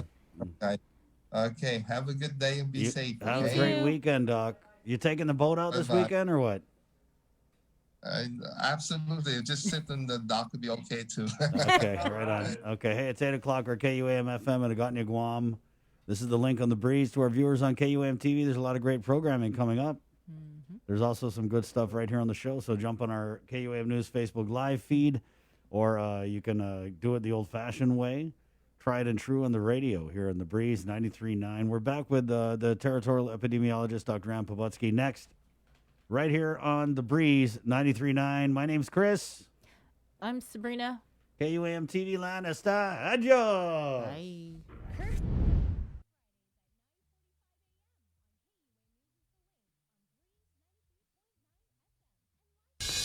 Holiday federal employees and annuitants, the open season is here. Calvo's Select Care offers a comprehensive on-island network, including GMH and GRMC.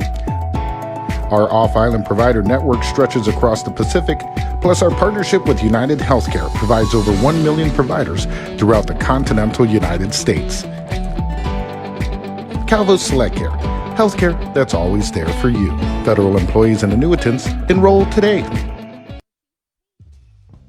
Let's get merry during the most wonderful time of the year by making spirits bright. KUAM and McDonald's of Guam want to highlight your decorations and lights by flooding the social media pages of KUAM with your videos and photos. Finish your holiday setup, then snap a few shots or a video of your delightful display and send it to us through social media or email them to promotions@kuam.com.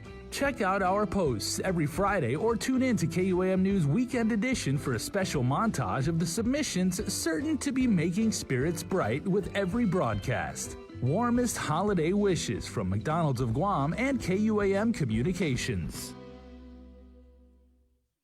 Hey kids! With the best holiday of the year approaching, KUAM has arranged a way for you to make sure Santa knows what you want for Christmas. Santa and Mrs. Claus have set up a virtual mailbox at KUAM.com with help from your friends at Dial Rent to Own. This is a chance for you to write your very own letter to Santa. Have an adult download the letter form, fill it out with your Christmas wishes, and send it in to us at letterstosanta@KUAM.com. Santa will read every letter submitted, but you may be chosen to join our Christmas Zoom party where you get to talk to the big guy himself on December 19th. If you're chosen, you will receive a special emailed invitation for you to attend the virtual fun. Stay informed with the stations and platforms of KUAM for all the details and make sure you are being nice and not too naughty from today until Santa comes to visit. Letters to Santa is brought to you by Dial Rent to Own and all the L's at KUAM.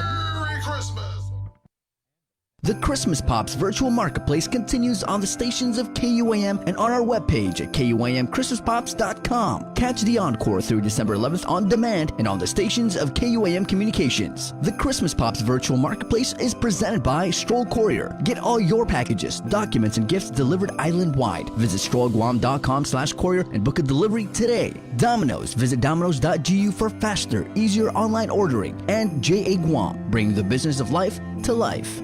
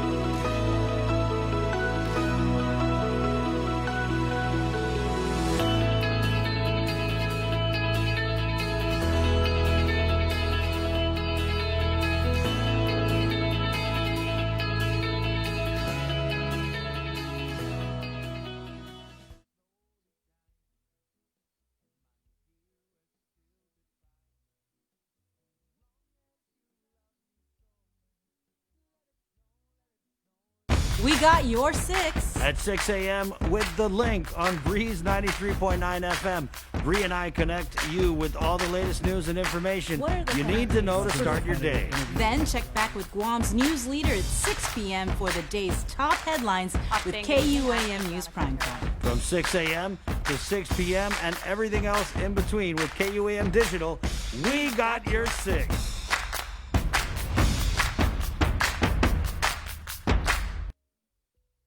Good morning, it's 8:07.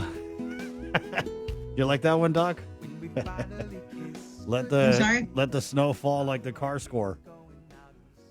I don't know, but from what we hear, it's getting pretty bad in the U.S. Places where it's snowing, people are indoors. Right. Yep.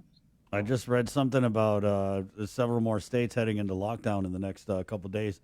So I think it's interesting that our conversation is going in the total opposite direction. I mean, silver linings, I guess. 807, Dr. Ann Pobutsky, Department of Public Health and Social Services. She is the territorial epidemiologist. And thank you for coming on again this Friday, Doc. Appreciate it. Sure.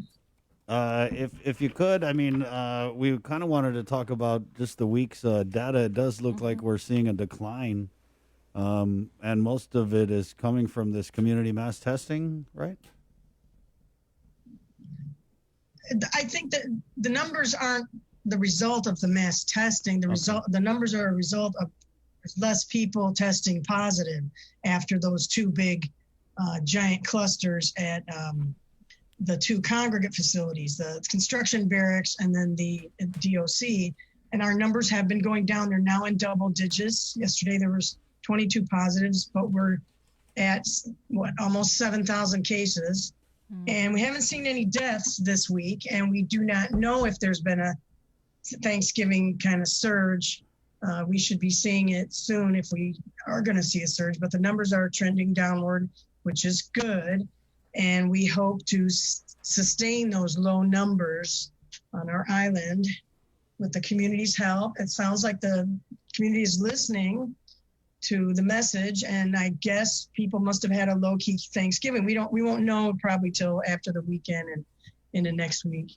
And then we're also hoping people will have a low-key kind of Christmas. Well, they're not, because we're going to get rewarded. So I feel like the danger in this conversation that we're having, and man, there's something Dr. Cabrera says, discussions are not decisions, but I feel like the seed has definitely been planted. And as we start to see a decline in the number of positives and the conversation more about keeping this CAR score as low as it is so that we can see easing of restrictions, I think a lot of people are already starting to check out from the pandemic. They're oh, man, it's already over. And I think that's kind of dangerous because I feel like this happened the last time when we kind of rushed into normalcy and I don't know, that kind of prompted this whole surge that we're just now starting to come out of. Right, and I don't know the exact plan. It's the governor who's going to decide what to do, and she's, again, getting advice from the physicians group. And the talk was maybe try and open the island little by little first before we, open up to other people. I certainly don't want to see people coming here from the U.S. unless they can be tested negative, because that's where the surge is. I mean, you look around the region, Manila, Japan don't look so good. Korea looks good. It'd be great. There was talk about opening up our island, maybe opening up the schools, maybe opening up, so the island can open up first. And I think that's going to be gradual. At the same time, people have to realize this is a pandemic. We're not out of the woods just because we have a low CAR score. We still have really high incidence rates for our small population, and we need to get it down to nothing, I would hope. Yeah. And this is not something that's going to end right now. We're talking 6 months for the vaccination to get everywhere, and Guam included, and the region. And, it's going to start with, frontline health workers, people at risk. And so that's going to take time, and there's logistics involved. And So it's going to take time for this thing to end. It's not going to magically happen. Here's your Christmas present. It's over. Sorry. This is going to continue, and we just need to stay the course.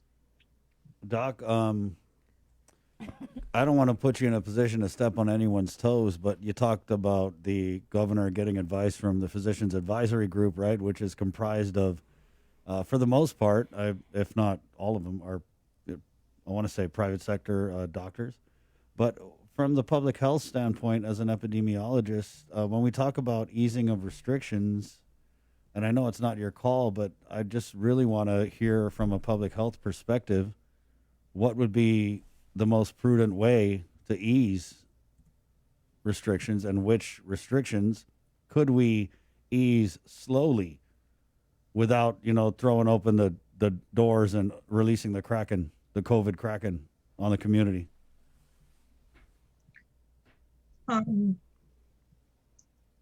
Well, there was this kind of risk assessment that I think Texas put out, and it went from low to high. And of course, the worst places are bars and, not so much restaurants, but bars are really bad. Churches, places where people congregate and are singing or partying, those are bad. I really don't know what her plan is, but I did see in the paper they're talking about the schools. I think people would like to see the kids get back to school, and we do have more testing capability with the Binax antigen test. It's good for congregate settings like schools, but we don't know how helpful it is with little kids yet. It works in college age kids, and that's what they're doing across the U.S. is a lot of testing. So in order to do that, we would need to beef up the testing for the schools and have plans in place for if the school's open, if the kids get sick, how do we address that and move forward? So it really depends. I don't have any idea about what the plans are. Right. That's why. But yes, from a public health perspective, I'm not as concerned about the economy. I had to drive into Tucumán last weekend, and it's a ghost town. I understand that people want to see the tourists come back and businesses open, but there was some suggestions. We should open up the island first. Let's be safe on our island and get this under control before we open up to tourism. And we really do have to do that first. We have to contain the spread of this nasty virus before we start opening things up. So I think there's talk about opening the schools in January. Let's see how we do with maybe not having a Thanksgiving surge and not having a Christmas surge. So I say let's wait and see. And I'm sure that's what the governor's taking a look at, because she has to look at everything. Right. And yes, public health, we tend to be a little more dour because of what we see and what we've seen here recently with the surge. I'm glad there's no deaths this past several days. I'm so happy about that. Yeah. And again, the deaths always lag after a surge, even getting those numbers. And we've gotten that down to, it's like there's been none in the past several days. That makes me happy because that's the data I've been analyzing. Yeah. Speaking of data that you're analyzing, the new cases that we have been seeing, do you have any more specific information in terms of like the demographics? I'm having trouble hearing. What's the question? The numbers, the positive cases that we're seeing, do you have any information on the demographics? Are they younger? Just have the daily numbers. I have the sit rep from last week. Again, the biggest numbers, this is the total numbers, are in the 20 to 59 age group. You guys can get this on the website or the sit rep. It's not like we're seeing anything different. We're still seeing a lot of household spread. We're also seeing continuing to see workplace, but again, these are just totals. This is not weekly summary. Right. And where are you guys? I know that you had mentioned, and the legislature's been asking for more detailed information, and We're working on it, but we get pulled into other things, mostly meetings, and we're we're working on it. We're trying to produce the daily numbers and try to get a little more detail in a weekly surveillance report. That is not happening right now, mainly because Stephanie is leaving. She's going on vacation, and then she's moving over to PIHOA. So I'm losing someone who's done the bulk of the daily numbers. But we did headhunt a guy from UOG. He's a math instructor up there, and we stole him from UOG. Actually, he still does his online courses, but he's helping with the daily numbers, and I'm going to start working with him on this weekly report about what we want to see. But Stephanie kind of set up this system, so we have to work with what she created and move forward. And I don't know when it's going to come out. Maybe, I don't know. I really can't predict this because I get pulled into meetings all the time and don't have time to do the day-to-day counts of the numbers. I just don't. And we need a little more help there, and we're getting it. We're starting to get it, so that's good. And we're all in one place here at ITC now. The containment and isolation folks and the case investigators are all in one place, which should make that easier if we do see a surge, and to continue to populate the database with the numbers, et cetera. Would you have any information on the cluster over at Pacific Rim Constructors? No, I do not. Okay. At this time. Yeah. No, the case investigator, our response coordinator is probably addressing that. I didn't get any details. We had some other big issues this week, including a do not board, positive COVID case, and we've seen a bunch of leptospirosis. We're trying to get a press release out on that. Oh, God. I went hiking the other... It's because of the rain. We saw, finally got confirmation on 2 last month, and then, so there's 5 confirmed cases and 3 more probable in the past 7 weeks. And one was a group that was swimming in a river. Most of these leptospirosis cases, even in years past, occur in the South, people swimming or hiking after a big rain. And we've had a lot of rain this year. We're lucky we're not seeing dengue, but we want people to be careful after big rains. You know, it's not really a good time to go hiking in the rainy season, especially if you slip and fall. How's that going to affect our car score, though, that lepto? It won't. It won't. Unless these people all are hiking together and they all get COVID and leptospirosis. Just so you guys know, lepto, it's caused from like the animal feces, right? And when the rain washes it down into the river and you swim with an open cutter. Yeah, wild pigs, carabao, dogs, rats, you know, it's just wildlife. Nice. And it tends to get into the rivers and streams. And if you, slip, muddy, any place where there's flooding, where there's been, runoff. So that's, we hope to get a press release out today for people to be careful. Again, don't go hiking in the rainy season. Wait for dry season, if we ever get a dry season. Right. It's been a wet year. I think it's really important to get that release out, Doc, because a lot of people, even if it is rainy season, are going out hiking because there's really not much else to do. And it's a habit that I think a lot of people picked up, right, during this pandemic. Right. And people should wear protective clothing, and they, try not to swallow water if you're swimming, or better yet, don't go swimming in the river when you don't know how, what's in there.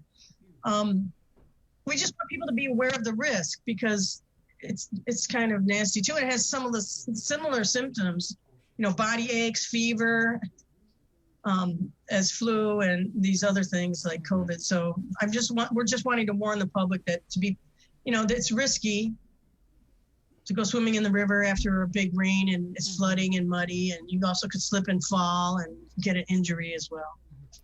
Doc, are you involved with any of the talks regarding the vaccination?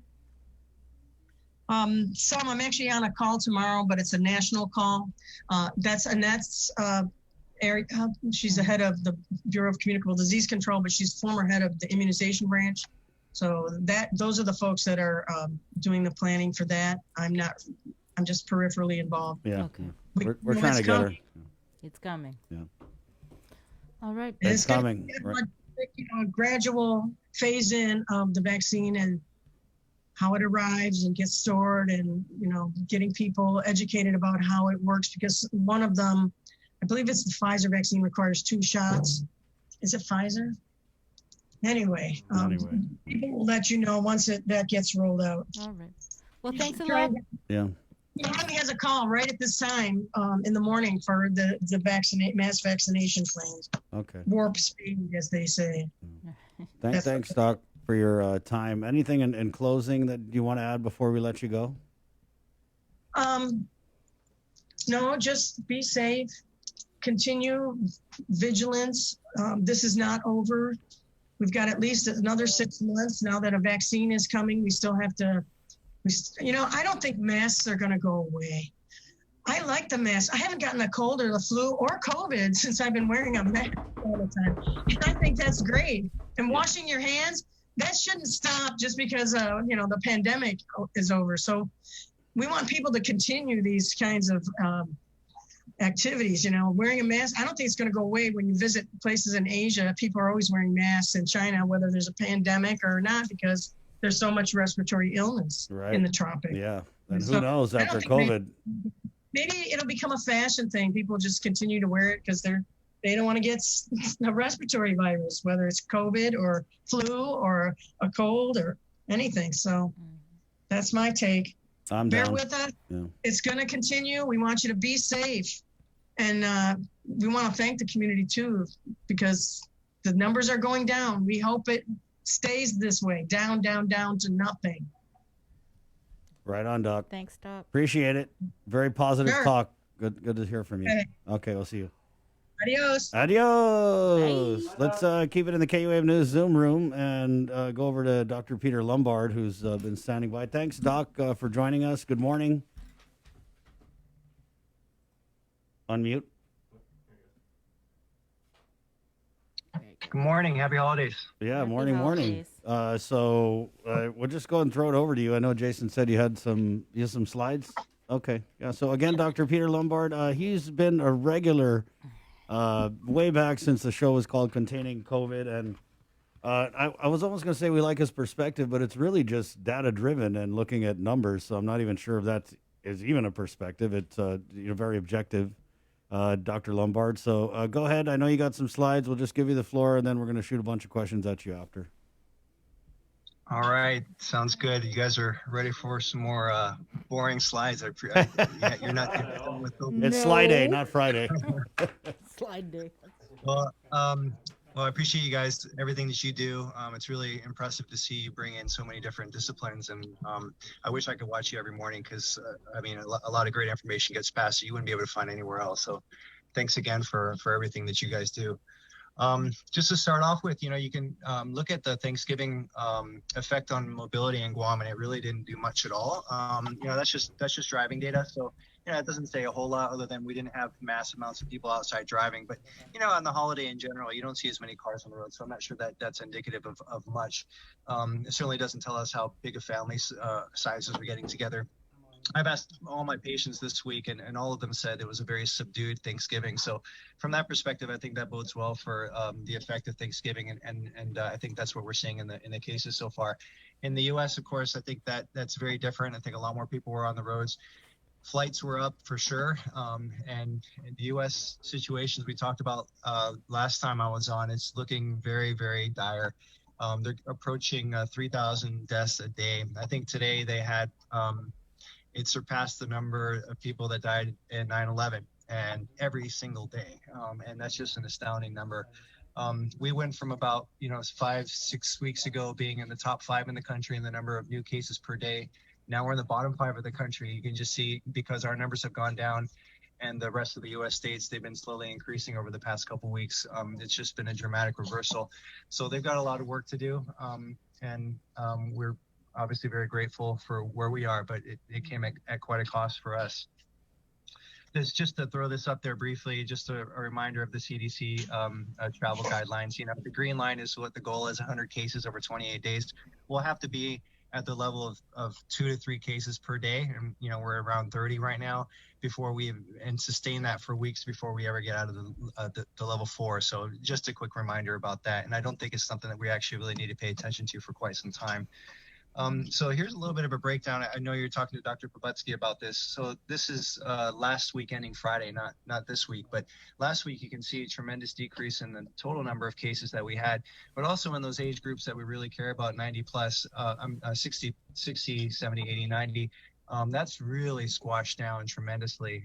And so those are where most of the hospitalizations, and if we're going to get deaths, that's where they're going to come from. So I think that's why we're seeing fewer hospitalizations and fewer deaths, fewer cases, fewer hospitalizations, fewer older people getting this, and fewer deaths. It all is going and making sense. Now remember, the cases from 2 weeks ago are the ones where we're going to see the deaths. So these elderly patients down here are the ones that you have to do the analysis on to say how many of those might turn into deaths. And I've been tracking that, and the blue line is what my prediction had been. And early on, it was tracking really well. And there's been a divergence recently in terms of the actual deaths. And this 112 is actually gonna flatline out to today, really. And that's a really huge divergence because we've had no cases, which is wonderful news. Now, why did the prediction, the equation, why was it doing so well before and now it's not really predicting things as well anymore? I think there's a few reasons for that. Whenever you're dealing with higher numbers, there's less noise, and then you get the true statistical data out. Because I'm using these IFR estimates based on each age group. So I look at how many patients are in the 80 to 90 age group, and I apply a very specific infection fatality rate of 10% to that. And I'm also doing a prevalence estimation. So if we have 5 cases in that age group diagnosed, how many do we really truly think are in the community? So there's another adjustment there that you have to multiply. So that, again, it worked remarkably well for, almost 3 months. And now there's this divergence, I think, because of the relatively low numbers that we're seeing now. But there could be some other things. I think that there's quite a possibility that we're misattributing some deaths that are actually COVID deaths, or we're just not picking them up for some reason. And when we look at the excess deaths a little bit later, I think that's more evidence that that's probably happening out there. We're also probably able to take care of our sick patients better because the hospitals are not as overwhelmed as they were a month or two ago. So that might be playing a role in why our deaths have declined. Now, there are 10 people in the ICU and 6 or 7 or 8, something like that on ventilators. So, I don't think the mortality is much better than 30-40% on the ventilators now. So unfortunately we're still going to see some, but if we can get down to 1 or 2 deaths per week instead of per day, that's tremendous. And by the end of the year, hopefully we can keep the total number less than, say, 125, 130, where initially we were looking at an estimate maybe 150. So that's good news for what to expect in terms of our deaths. Now, I did a quick update because I think Public Health finally released the September numbers. They're pretty delayed. The September total deaths in Guam. And if you extrapolate out to the end of the year with a reasonable estimate, we're looking at seeing about 1,150 total deaths in Guam by the end of the year. And that's just going to be total people that die. And that's not to say how many of those are COVID deaths, doesn't matter. That's what we're going to see. It's going to be somewhere around there. When we're expecting, if we follow the normal trend over the past number of years, to be around 900. So that's about 250 extra deaths that are happening in Guam this year that have come from somewhere, right? And how many COVID deaths do we have? We have 112 documented. And where are those other extra deaths coming from? Are they caused by COVID that we're just not catching them somehow, or there are secondary effects of the lockdown that people are worried about? So these are important, I think, and interesting things to try to look into and try to figure out what's happening. And so that also makes me wonder, because when it comes to the predicted deaths, I feel like they should be a little bit higher, but they're not. When it comes to the actual data, maybe there's some other deaths out there that are not being reported as COVID deaths. But I certainly don't think we're undercounting deaths, which has been overcounting deaths. I think that the data clearly shows that the COVID pandemic is causing a lot of extra mortality in Guam and elsewhere. Now, this isn't what we're seeing in every country, though. Some countries are actually showing it a flat line or even a decrease in extra deaths, but I think there's other reasons to explain that too, and we've talked about those before. Less respiratory illness, less influenza deaths, less people out on the roads, less car accidents, and so it becomes a little bit of a complicated picture if you're trying to just only look at excess deaths to try to figure out how bad things are where you are. I wanted to touch briefly on the vaccine because, you know, I appreciate you guys giving me a bit of a platform, and I don't know how many people we reach out there. You know, I try to be very factual and level-headed in the things that I say. You know, from everything that I've seen and study, and I try to pick and choose the people that I follow very carefully. I think this is really excellent news on the vaccine data, and I'll be, you know, the first one to put my hand up and say I can't wait to get my vaccine. And you know, there's a lot of confusion, a lot of maybe apprehension about this vaccine. The mRNA method of vaccine is still pretty new. It's only been used for the past 3 or 4 years, but it's been used before the COVID, so it's not the first time. But, you know, if you look at the sample sizes in the first 3 vaccine trials that have been reported for phase 3, over 100,000 people in the trials, and half of them have gotten the actual vaccine. And there's been no serious adverse events. And over 50,000 people who actually had the vaccine injected. Now, about 30,000 of those was the mRNA. The AstraZeneca trial was 20,000, but that's actually an adenovirus vector. It's not an mRNA. But still, if we're going to be seeing the mRNA vaccine coming here pretty soon, that's 30,000 people who got it and 0 serious adverse effects. So I think that's really strong data to say this is safe. All they're doing is injecting some RNA, which are little strands of DNA. They get into your cells. Your cell makes this little protein, this little spike protein. It doesn't make the whole virus. It just makes a little part of the virus. And that viral particle is the part that allows the virus to enter your cells. So your body sees this little spike protein floating around and it says, hey, that's not normal. It starts making antibodies to it. So all of a sudden you build up a robust antibody response only because you're produce some of these spike proteins. And it's actually going to be more effective than your own body mounting an immune response to getting the actual infection. And that sounds counterintuitive to a lot of people. They say, well, let your body do the work. Let it get the virus and fight it off, and you're going to be in better shape in the long run. But there's a lot of data that shows that that's just not true. The vaccines will give you a more robust and long-term response. And with respect to COVID, I guess one way you can look at it is when you get exposed to COVID, your body has a number of different ways they can fight it off. And some people fight it off without even ever mounting an immune antibody response. I think you've heard of T cells before. Your T cell response could be so strong that you fight off the infection before it ever gets to the level of needing your body to mount a significant antibody response. So, you know, when you're exposed to it, your body has a few different ways to do it, but in the long run, you're not building. Probably the best way is to have these antibodies circulating that have a memory. So if you get exposed in the future, they can rapidly mount a response again. So it's a very specific and targeted way to build up your immune response. And I just haven't seen anything really negative other than mild side effects, which, you know, we would expect that with any vaccine. But I hope if I can say anything to alleviate people's concerns, you know, this is my shot to do that. And this is really going to be a good thing. And it's what we need to get us back to some sense of normalcy. But as Dr. Pobutsky said, it's still going to take some time to get enough people vaccinated. You know, I've been doing this prevalence calculation. I think we're probably around 30% of people in Guam have been infected to this point, somewhere around there, plus or minus. And more than anything, I think that's the reason why we've been able to bring our numbers down.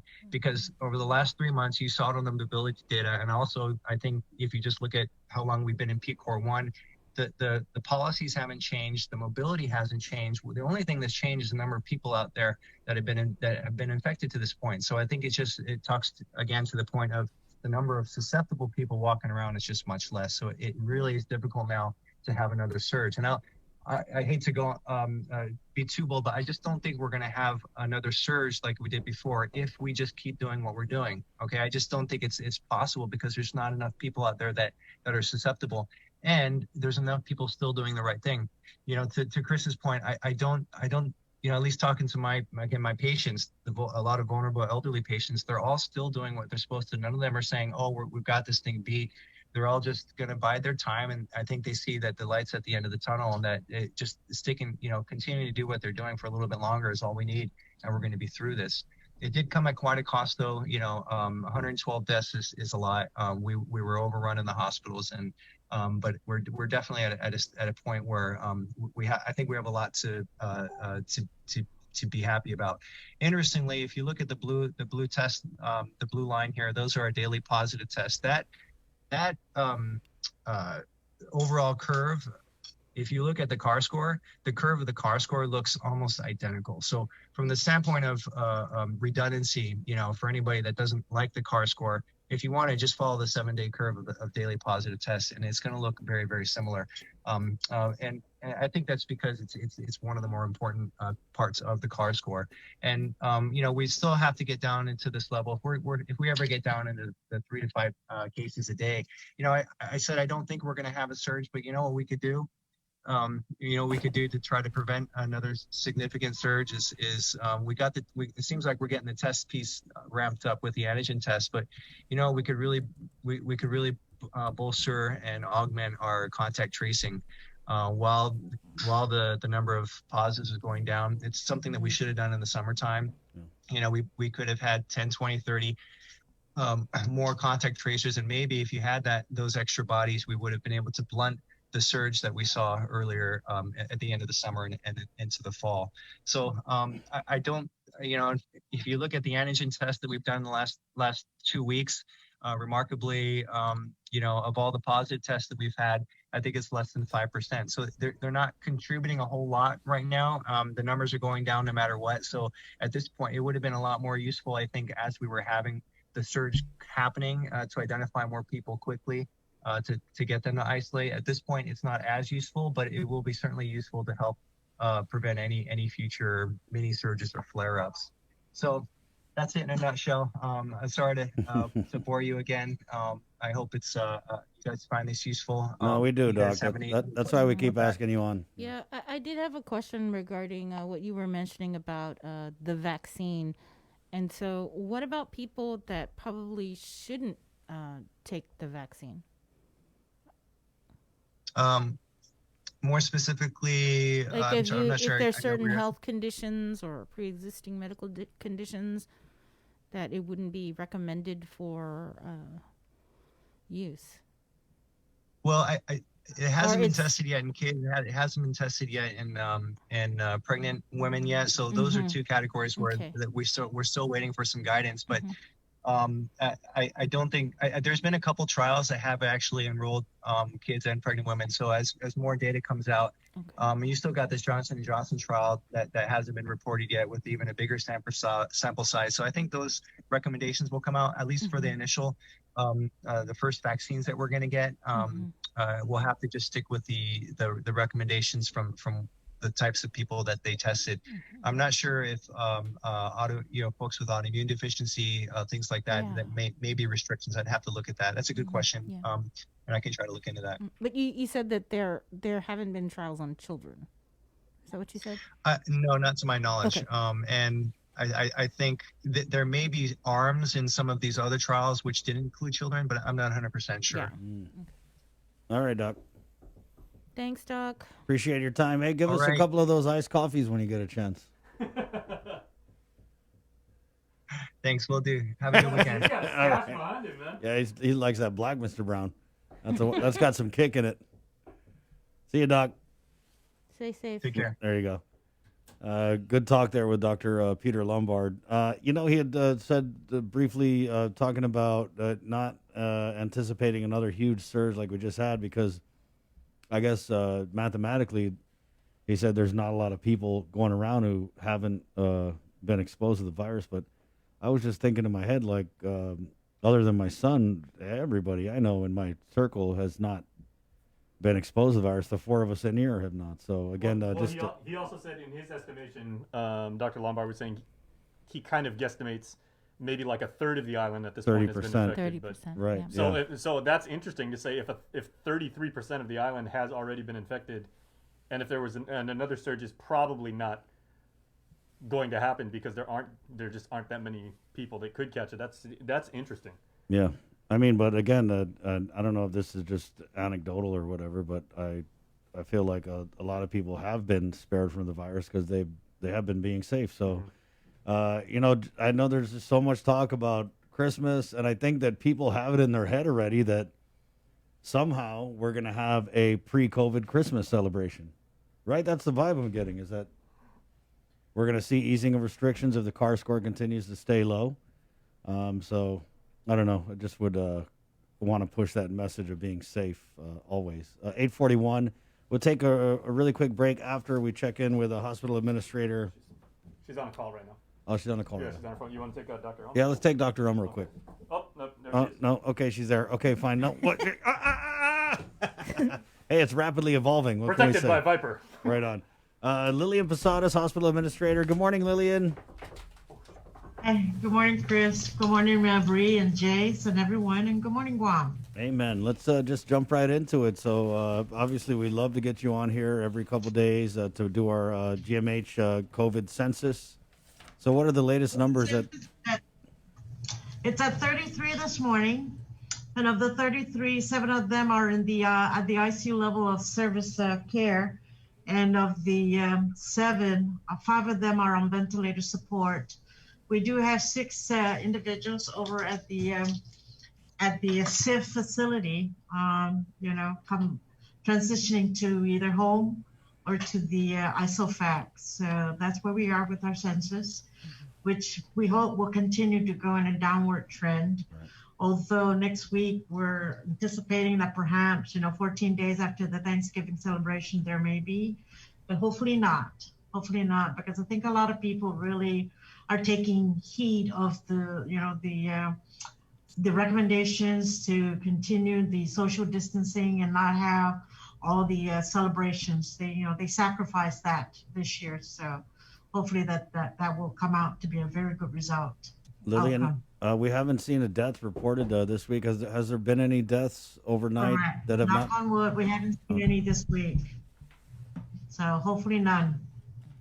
And what's the morale like there at the hospital? Is it it seems like you guys have just a bit of breathing room compared to the high number of hospitals.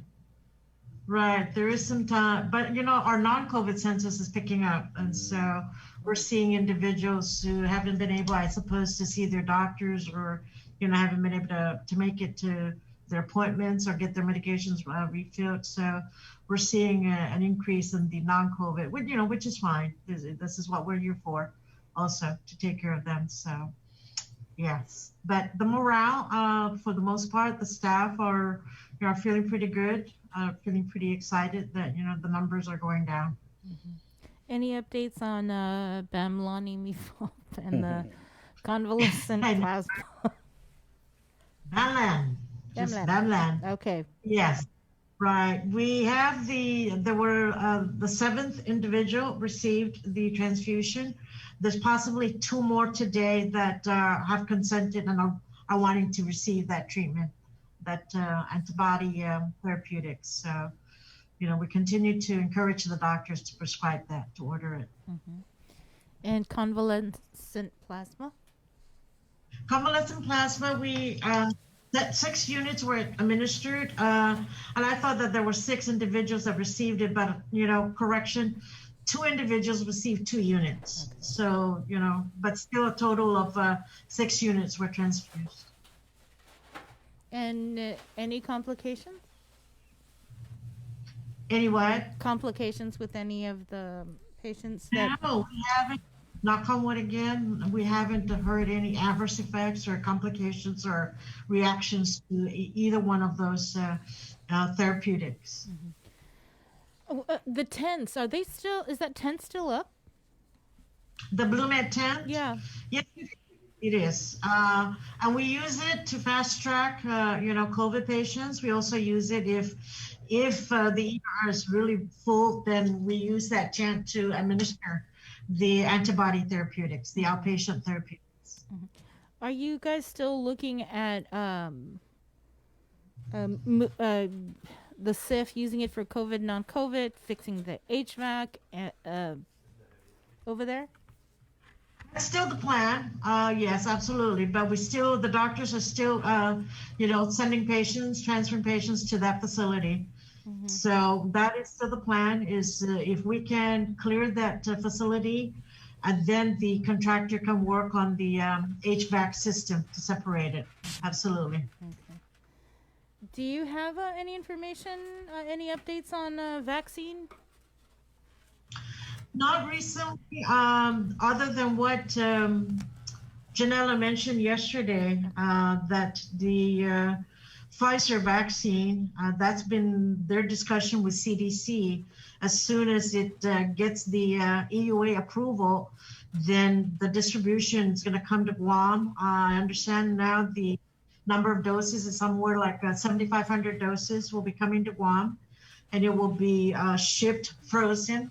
And so we're going to be meeting with public health to get more details in terms of how then the distribution will be throughout the island. Primarily, it will be the 2 hospitals, GMH, GRMC, and then the public health clinics. And so that's my understanding from the discussions I've had with the public health authorities and officials.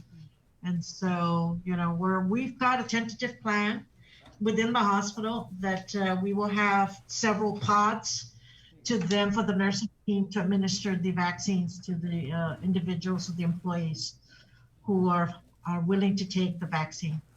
And again, is it still 70%? Is that what you said? Right, 72% so far of the employees have responded affirmatively that they would like to take the vaccine. And what about the freezers? Public Health did say that they had, I think they had a couple. Will they be going to GMH? I'm not sure because, like I said, they will be the ones to receive the allotment, the frozen vaccines, and then by the time that they will then distribute it to GMH and the other health facilities, it may be already thawed out. So we may not need to have the freezer, but we need to keep it in a storage container that will still maintain the temperature before we administer it. And I'm not sure that, you know, we're waiting again for information on it. When do we administer it, or what temperature do we administer it? You know, because I'm not sure that we could even administer it when it's frozen.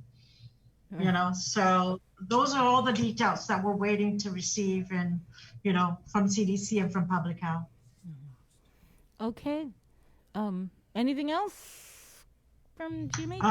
No, but you know, hopefully, let's all continue to wear the mask and keep the distance and minimize the social gathering as much as possible. Still. Thank you, Lillian. Thanks, Lillian. Thank you too. Be You safe. take Have a care. good Happy weekend. Friday. Okay. Let's keep it in the Zoom room and go over to Dr. Michael Lum of the Physicians Advisory Group. Good morning, Doc. Hey, morning, guys. Can you hear me okay? We got you. Yep, coming in loud and clear. All right. Morning. So the meeting last night, was there any the Physicians Advisory Group meeting last night? Was there discussion on schools? Was that a subject that you guys touched on? Sorry, could you say that again? Schools, reopening of schools, was that discussed last night? Oh, yeah, I asked about that. But no, there wasn't anything yet. I've only heard what was in the news with DOE maybe thinking of January as a start date. I was asking, see if anybody heard anything from Dodea. Right. You know, they've been open for quite some time now. I haven't heard any news, and in this case, no news seems to be good news. So they seem to be doing something right. But nobody on the PAG, and I don't have a contact out there. Right. Yeah. Could shed any light on that. But seems promising. And, you know, looking at the news with, I think it was Mr. Fernandez saying maybe January as a start date seems now pretty possible, hopefully. We did discuss, between what you have with Dr. Lombard and Lillian, you guys, I don't even know if you guys need me. You guys kind of covered all the topics. But yeah, Guam's doing really well. I think our CAR score's been under 5 for 4 going on 5 days now. And the meeting was just kind of discussing that with kind of a little wariness looking, you know, across the ocean to stateside, which is now suddenly caught on fire. So Guam in perspective or relatively is looking much better. Right. So nothing, no discussion. Well, I'd like to hear what you have to say about the quarantine.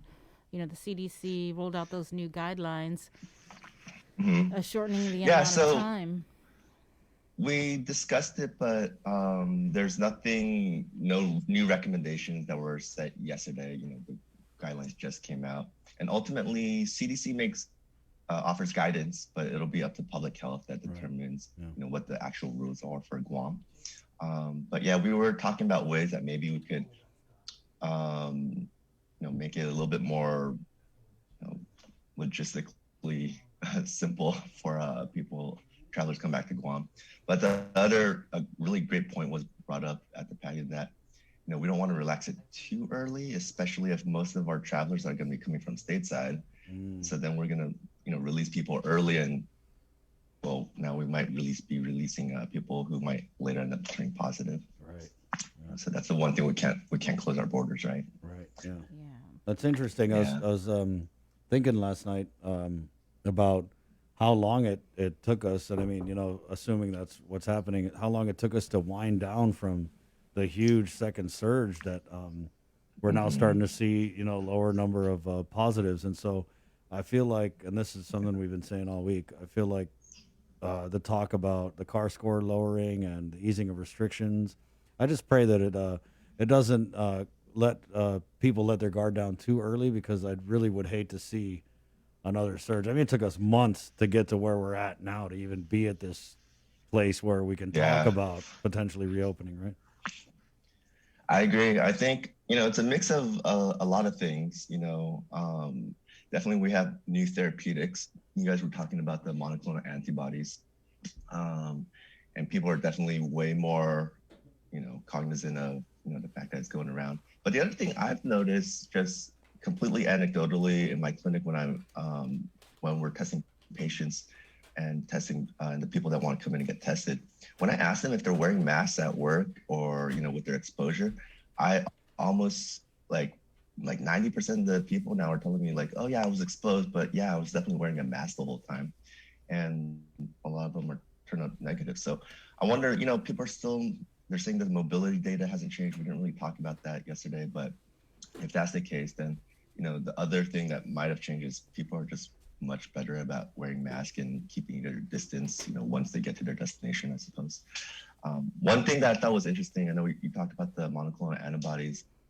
I was asking if at GRMC if they were just all their slots were full every day, and surprisingly not. So I don't know if this is a matter of people, their doctors aren't aware, people aren't aware, or what's very possible is that some insurance companies are requiring a prior authorization, which kind of delays the ability for people to get in. But what I've heard was that if somebody has Medicare, Medicaid, MIP, or Aetna insurance, they don't require prior authorization. So if any patients with those insurances get COVID, have mild symptoms, have a comorbidity of obesity, you would totally qualify for this. And this is something that we want people to get in within 10 days of having symptoms, because this is an outpatient thing to keep them out of the hospital, right? So this is something we really want people to take advantage of, especially if the government's providing it for essentially free. Dr. Ho was on and he talked about a kind of a winding down at the clinic level. Are you seeing the same thing at One Love Pediatrics? Yeah, I get what I've been seeing for the past couple months now is that mostly people, when they're kind of sick, I've noticed that they haven't been coming in with the same frequency. And I don't know if it's, they are just kind of hoping it's, it's just one kid that's sick. We don't think it's COVID. We don't want to know if it's COVID. Or if it's, or the other thing is a lot of daycares weren't quite open yet, because that's a really easy way for kids to transmit. So mostly I've been seeing, by and large, a lot of well child visits and just kind of catching up with the annual checkups. Right. And when I see them, even the kids now are just really good about wearing the masks, which is so interesting, and just shows like how easily kids can adapt to new circumstances. You brought up daycare. Did you guys discuss what happened over at Mercy Heights? Very, very briefly, and really just tangentially, just that the staff had it, and I don't think any of the kids got it. And I think they might be set to be opening up soon, but that wasn't really anything we had in deep discussion. I think maybe one or two of the PAG members were saying like, oh, my kid goes there and I'm happy to send my kid back once they open up. So, there's a lot of faith in the process right now. Okay. So we need a connected Dodea. Yeah, that would be helpful. Just so we could get, see how they were doing and challenges that they had. But this might be a moot point until maybe January. Yeah, I'm not sure. I'm sure all the other schools are all really busy getting prepared for that. If that's really the case, they're going to open up then. All right. No, that's it. Yeah, you're right. Anything else you want to throw out here, Doc? That's it. So far we're doing a great job, and I think it's a lot of personal behaviors that are really contributing to that. In addition to all the new testing ability and the new modalities for treatment. So, we're in a really good place right now. We just don't want this to blow up and have us look like stateside. Man. So please, everybody, keep up and doing good work. All right. Happy holidays. Happy holidays, Doc. Thank you. All right. Happy holidays, guys. Thanks. See you. There you go. 8:57. We got to take a break, and we'll come back with more of the show. It's The Link on the Breeze. We're KUAM FM in Agatna, Guam, but really we're actually in Harmon. It's Friday, December 4th episode of The Link, brought to you by Cabo Select Care, federal employees and annuitants. It's 2020 federal benefits open season. Enroll now until December 14, 2020. Call 477-9808 for more info. They're actually open now if you want to call. Also, IT&E, Dial Rentone, and Cabo Enterprises. It's 8:57. We're back with more of The Link next. Good morning, Guam. If you plan on leaving your house, don't forget your face mask. Along with hand washing and social distancing, wearing face masks can drastically reduce your risk of infection. Many people who catch COVID-19 can be contagious before they even start showing symptoms. The more people who use face masks, the less the virus can be transmitted and fewer individuals are exposed. When we both wear face masks, I protect you, you protect me, and we are both safe.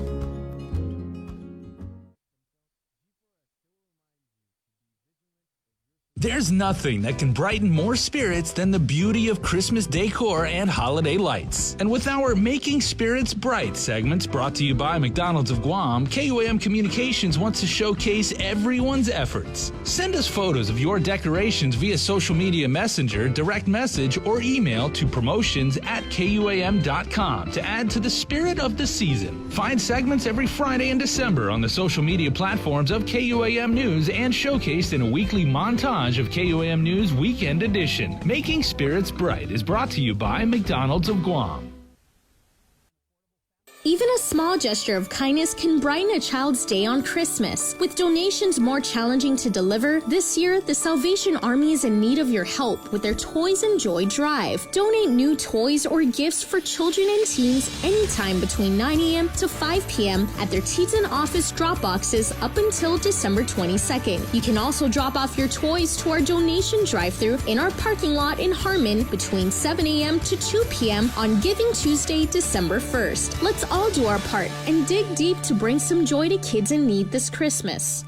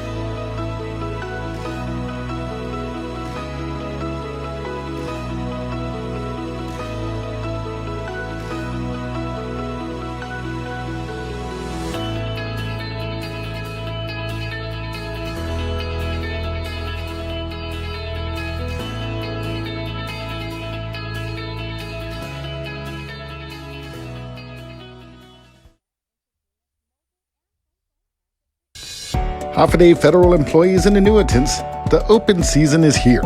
Calvo's Select Care offers a comprehensive on-island network, including GMH and GRMC. Our off-island provider network stretches across the Pacific, plus our partnership with United Healthcare provides over 1 million providers throughout the continental United States. Calvo's Select Care, healthcare that's always there for you. Federal employees and annuitants, enroll today. Let's get merry during the most wonderful time of the year by making spirits bright. KUAM and McDonald's of Guam want to highlight your decorations and lights by flooding the social media pages of KUAM with your videos and photos. Finish your holiday setup, then snap a few shots or a video of your delightful display and send it to us through social media or email them to promotions@kuam.com. Check out our posts every Friday or tune in to KUAM News Weekend Edition for a special montage of the submissions certain to be making spirits bright with every broadcast. Warmest holiday wishes from McDonald's of Guam and KUAM Communications. Hey kids! With the best holiday of the year approaching, KUAM has arranged a way for you to make sure Santa knows what you want for Christmas. Santa and Mrs. Claus have set up a virtual mailbox at KUAM.com with help from your friends at Dial Rent to Own. This is a chance for you to write your very own letter to Santa. Have an adult download the letter form, fill it out with your Christmas wishes, and send it in to us at letterstosanta@KUAM.com. Santa will read every letter submitted, but you may be chosen to join our Christmas Zoom party where you get to talk to the big guy himself on December 19th. If you're chosen, you will receive a special emailed invitation for you to attend the virtual fun. Stay informed with the stations and platforms of KUAM for all the details, and make sure you are being nice and not too naughty from today until Santa comes to visit. Letters to Santa is brought to you by Dial Rent to Own and all the L's at KUAM. Merry Christmas! Candido. A little cover of that country song, Grandpa. Who sings that? Somebody. Well, Candy sings it now. Good morning. It's 9:04. So excited for Fridays because we have our Curbside to Crib segment. And this morning, just really lucky to be breaking our fast with our friends at Bantai, where they are having a whole bunch of holiday specials. They've got this great chef's starter. Pretty sure I'm going to butcher this, but it's Kanam Jeep Kung, Mu, and Num Jim appetizers, which basically are triangular steamed wontons filled with Thai spice, chopped shrimp, pork, and water chestnuts served with a special Thai soy vinegar and pepper sauce, paired with their house-made crispy rice crackers for dipping into Nu's rich and savory Num Jim sauce. Oh, God. It smells so good in here. It does, really. Man, it's crazy. We also have the, it's called the Lobster Grates. Again, part of their holiday specials. It's lobster fried rolls, Thai style. It's got Thai seasoned carrots, cabbage, green onions with, again, lobster. Wrapped in crisp fried with spicy green seafood dipping sauce. Yeah, it's lobster lumpia, guys, basically. Yeah. But you know the real treat, and we'll get to let me just talk the lobster fried rice, which is fried rice with onions, garlic, eggs, green onions, Thai sauce with chunks of lobster. What the heck? Lobster, lobster, lobster. Lobster, lobster. Mr. Lobster, lobster. There are no way these are chunks. Chunks imply they're like, little complimentary portions. Chunks. Yeah. Those are major cuts of lobster. All right, major cuts. That's a substantial part of the tail. Mm-hmm. A substantial chunkage. That's the good thing, yeah. But check this out. Mama Lek over at Bantai likes us so much, Bree, that she got up extra early to fry us some bananas. Now, they're fried bananas over at Bantai. Legendary. All right? It's legendary. And there's an orchid on top of it. That's an orchid, right? Yeah. They're fried bananas available today, guys. And Bantai, they're doing the outdoor patio dining. Yeah. So there you have it. Look at that, Joe Sir, with the Bantai Cam.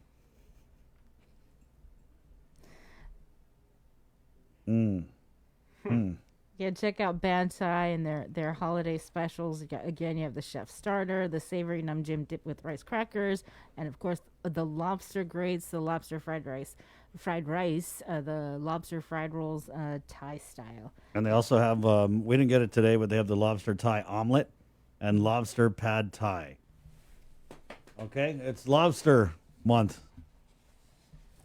Check it out. Yeah, we're going to check it out, guys. 907. Oh, lobster and bananas. You get your protein, you get your potassium. That's a full meal right there. I'm ready. 907, let's go into the Zoom room now where we have a couple of gentlemen here to kind of do a little back and forth on cannabis, as Mark Baldiga, who's a former GVB board chair, had come out this week. I know he was featured, did a great interview with Nestor Lecanto. No cannabis in Tumon. And the write-up here for the interview with Nestor it talks about Baldiga's unwavering stance to not allow cannabis in Tumon. He had candidly shared his thoughts on why marijuana in the island's hospitality capital is a bad idea for rebuilding the economy. And so we're pairing his stance with Will Parkinson's stance. Obviously, Will is a member of the Cannabis Control Board. He's been a long time cannabis advocate. I remember having him on the after party talking about legalizing it way back. So, Will, thank you so much for joining us. Mark, good morning. Thank you for joining us. And Thanks for having us. Yeah, and I guess we'll just get right into it. Mark, was there something that you had saw maybe that had prompted you to come out with your stance about banning cannabis in Tumon? Yeah, I saw an article in the Guam PDN that the Cannabis Control Board was promulgating the rules and regs, and they were soliciting public comment. So I read the enabling legislation. As you know, cannabis public consumption is not legal at the present time, but in that legislation, it gives the control board the authority to permit it. And so I thought, while they're looking for rules, perhaps we should at least let them know that we don't want it permitted publicly, at least in the H zone. And the other thing I noted in the draft rules was it defined public places to not include private residences and hotel rooms. So I was, most hotels ban regular smoking in the room anyway. So I'm a little bit concerned, if it's illegal in one of two things: either it's illegal in public, which it is now, and it's allowed, if it's legally allowed in hotel rooms, but the hotels don't allow it, then the question is, where would the tourists smoke anyway? Can't do it in public by law, can't do it in the hotel room by the hotel policies. So we just be selling product and encouraging them to break the law, basically. And the other thing, like I said, I just wanted to kind of be a little bit preemptive and make sure we didn't have public smoking on the beaches and sidewalks where we have 1.6 million tourists, 89% of which are families and 53% of which have kids under 18. I've been in the industry 35 years. A lot of people have a lot of opinions about this, but the people who know the industry are unanimous in saying the same thing. It will damage our arrivals. I mean, people who say otherwise just don't know Japanese, Koreans, or the industry, right? And so I reached out when I saw that PDN article, and I immediately, within 2 hours, got letters of support from Japan Guam Travel Association, Korea Guam Travel Association, Guam Contractors Association, Guam Chamber of Commerce, Chinese Chamber of Commerce, and GVB, most of which had to call emergency board meetings to issue that letter, and every single one of them said the same thing: not in Tumon, don't damage our existing business. And just to be clear, I don't have any problem with what anybody does in the privacy of their own home.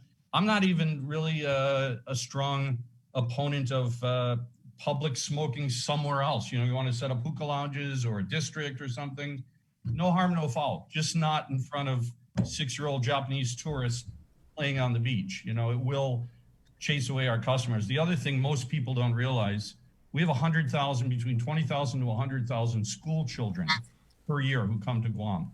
The Japanese government's made it very clear, if there is public smoking in Guam, they will not, so they cannot, legally, they cannot send those school groups.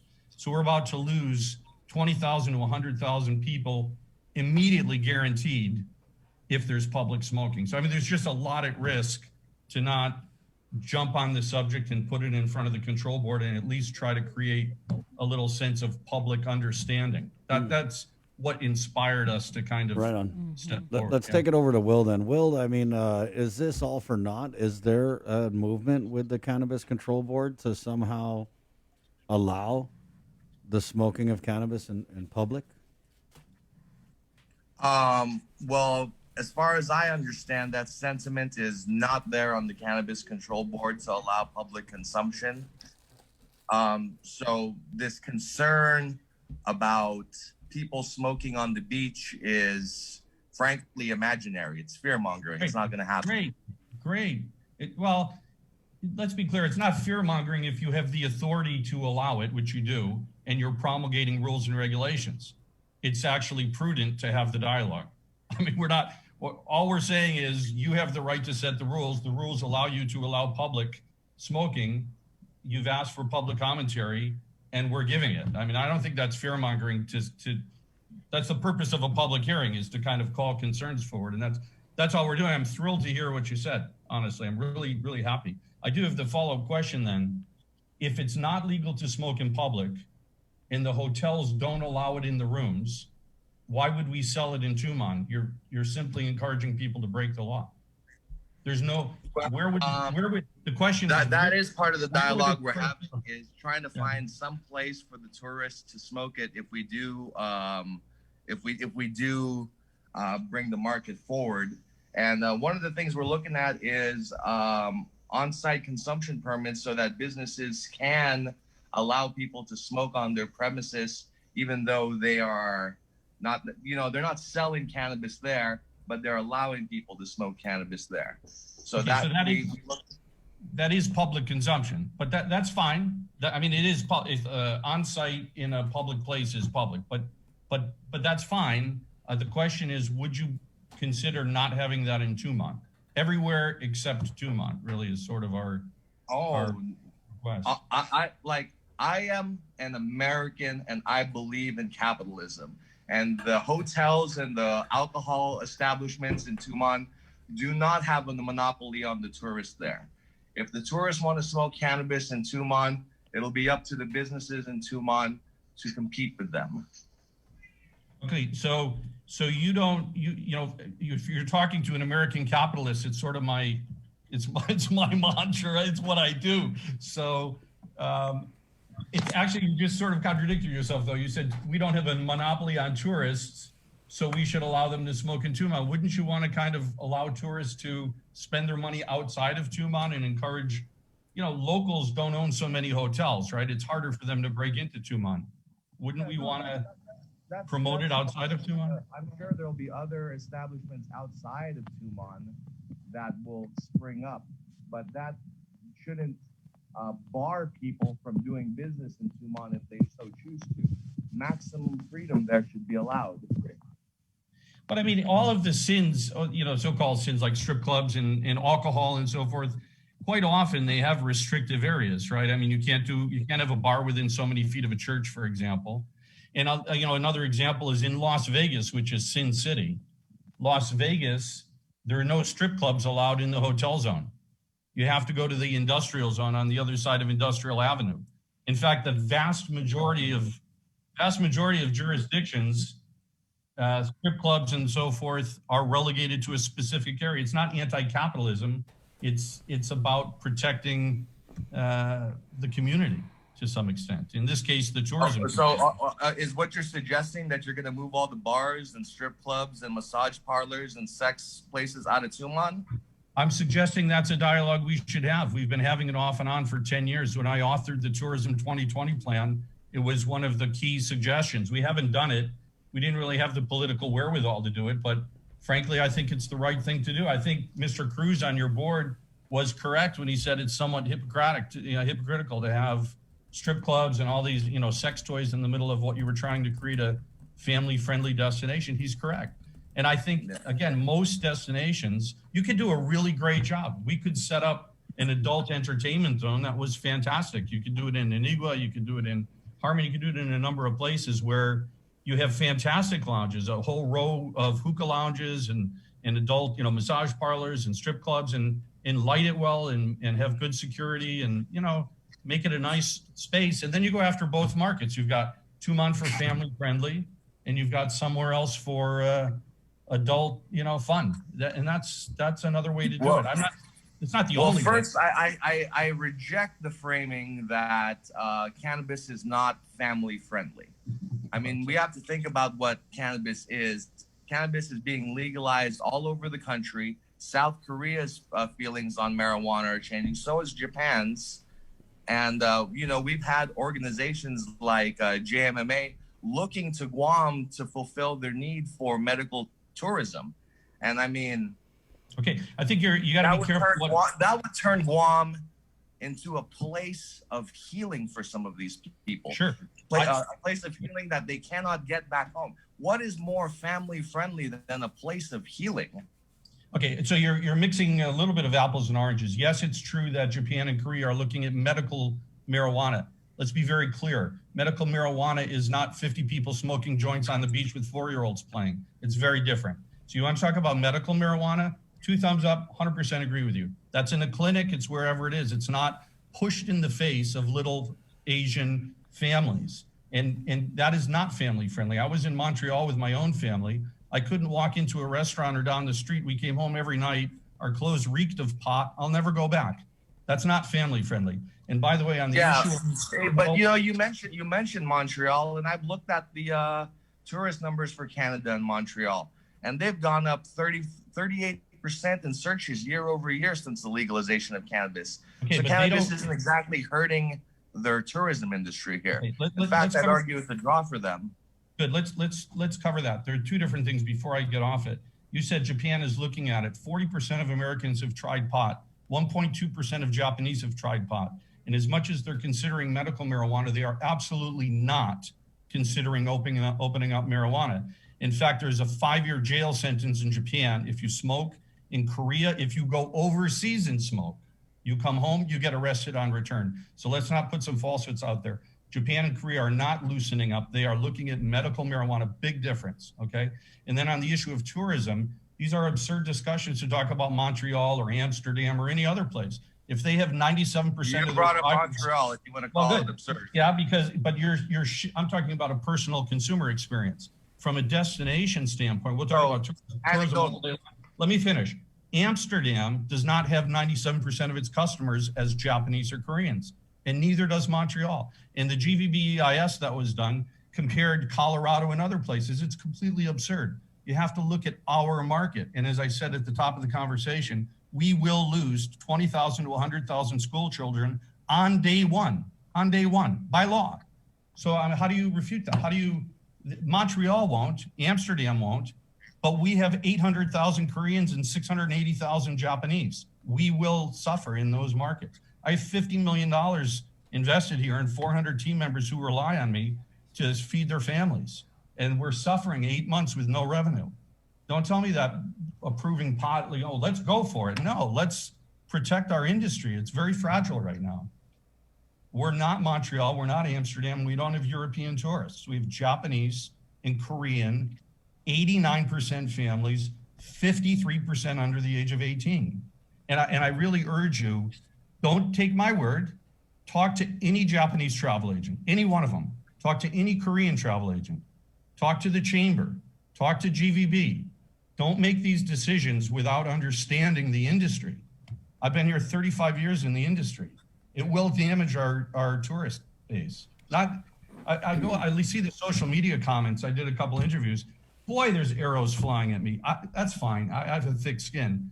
But not one of those people who have a negative comment have any clue what they're talking about with respect to the tourism industry. Talk to the people who've been in the industry. The industry is very different. We're very fragile. Japan and Korea is our base. You want to open up to try to get other markets? It's great. Don't do it in Tumon and screw us up. That's it. If I were to humor the premise that cannabis was not family friendly, it would, as far as I'm concerned, it would change nothing, because I would allow cannabis businesses to occupy any spaces that a bar or a sex shop or a massage parlor, any of these businesses. So as long as these businesses are in Tumon, as far as I'm concerned, cannabis is fair game. Let me ask you this. You say if you were to humor the premise that cannabis is family friendly. Do you have kids? Isn't family friendly. Yeah, but do you have kids? What's that? No, I live with children though. Okay. Would you put a joint in a 4-year-old's mouth?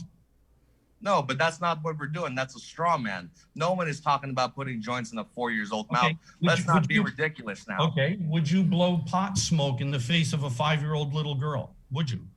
That's not ridiculous. Well, then this is not the conversation we're having. Okay.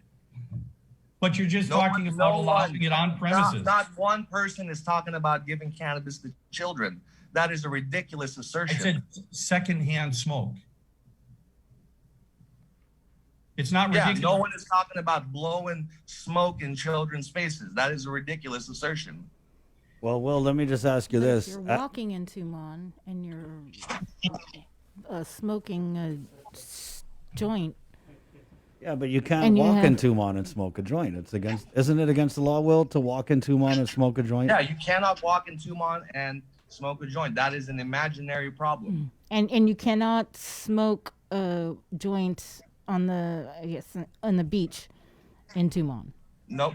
No, there is no public consumption. So where this fear that we're going to be blowing smoke in the faces of little 3-year-olds and giving toddlers marijuana joints where is this coming from? So where are you allowed to smoke weed in Tumon? In Tumon. Yeah. What's that? Where are you allowed to smoke weed in Tumon? In private residences, and I'm working on trying to get on-site consumption permits so that people can allow customers to smoke at their establishments. Like a cafe or whatever. Or a Exactly, restaurant yeah. with children in there. That's my point. Well, I'm pretty sure. What's I that? mean, I'm guessing here, but I think if there were rules to come out where you would allow on-site consumption of cannabis, there would also be rules to compartmentalize it away from kids. It's not like you would be in a restaurant in Tumon eating dinner with your family and the table right next to you is puffing away. I mean, I think it may end up being more sensible than that. Will, your thoughts? Oh yeah, it would be more sensible than that for sure. Like cannabis is an adult use item, and so we would craft our use around adults.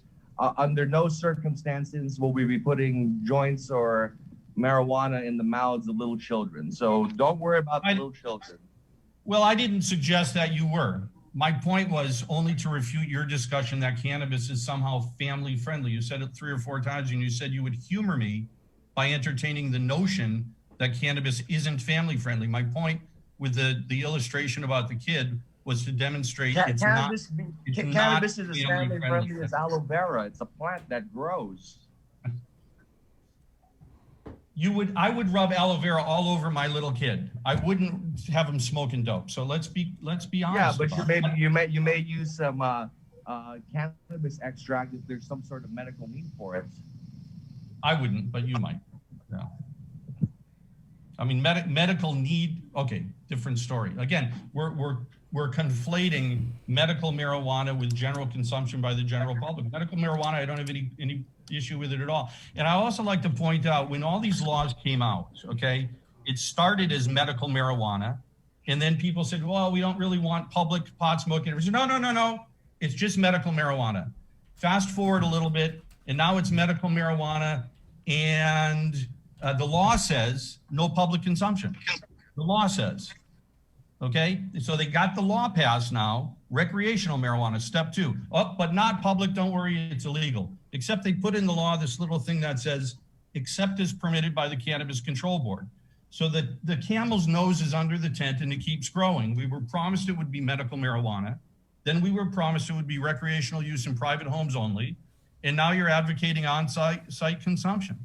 So it's a bit of an unfair bait and switch that the public's been sort of very quietly led through over these past few years. It's not fair.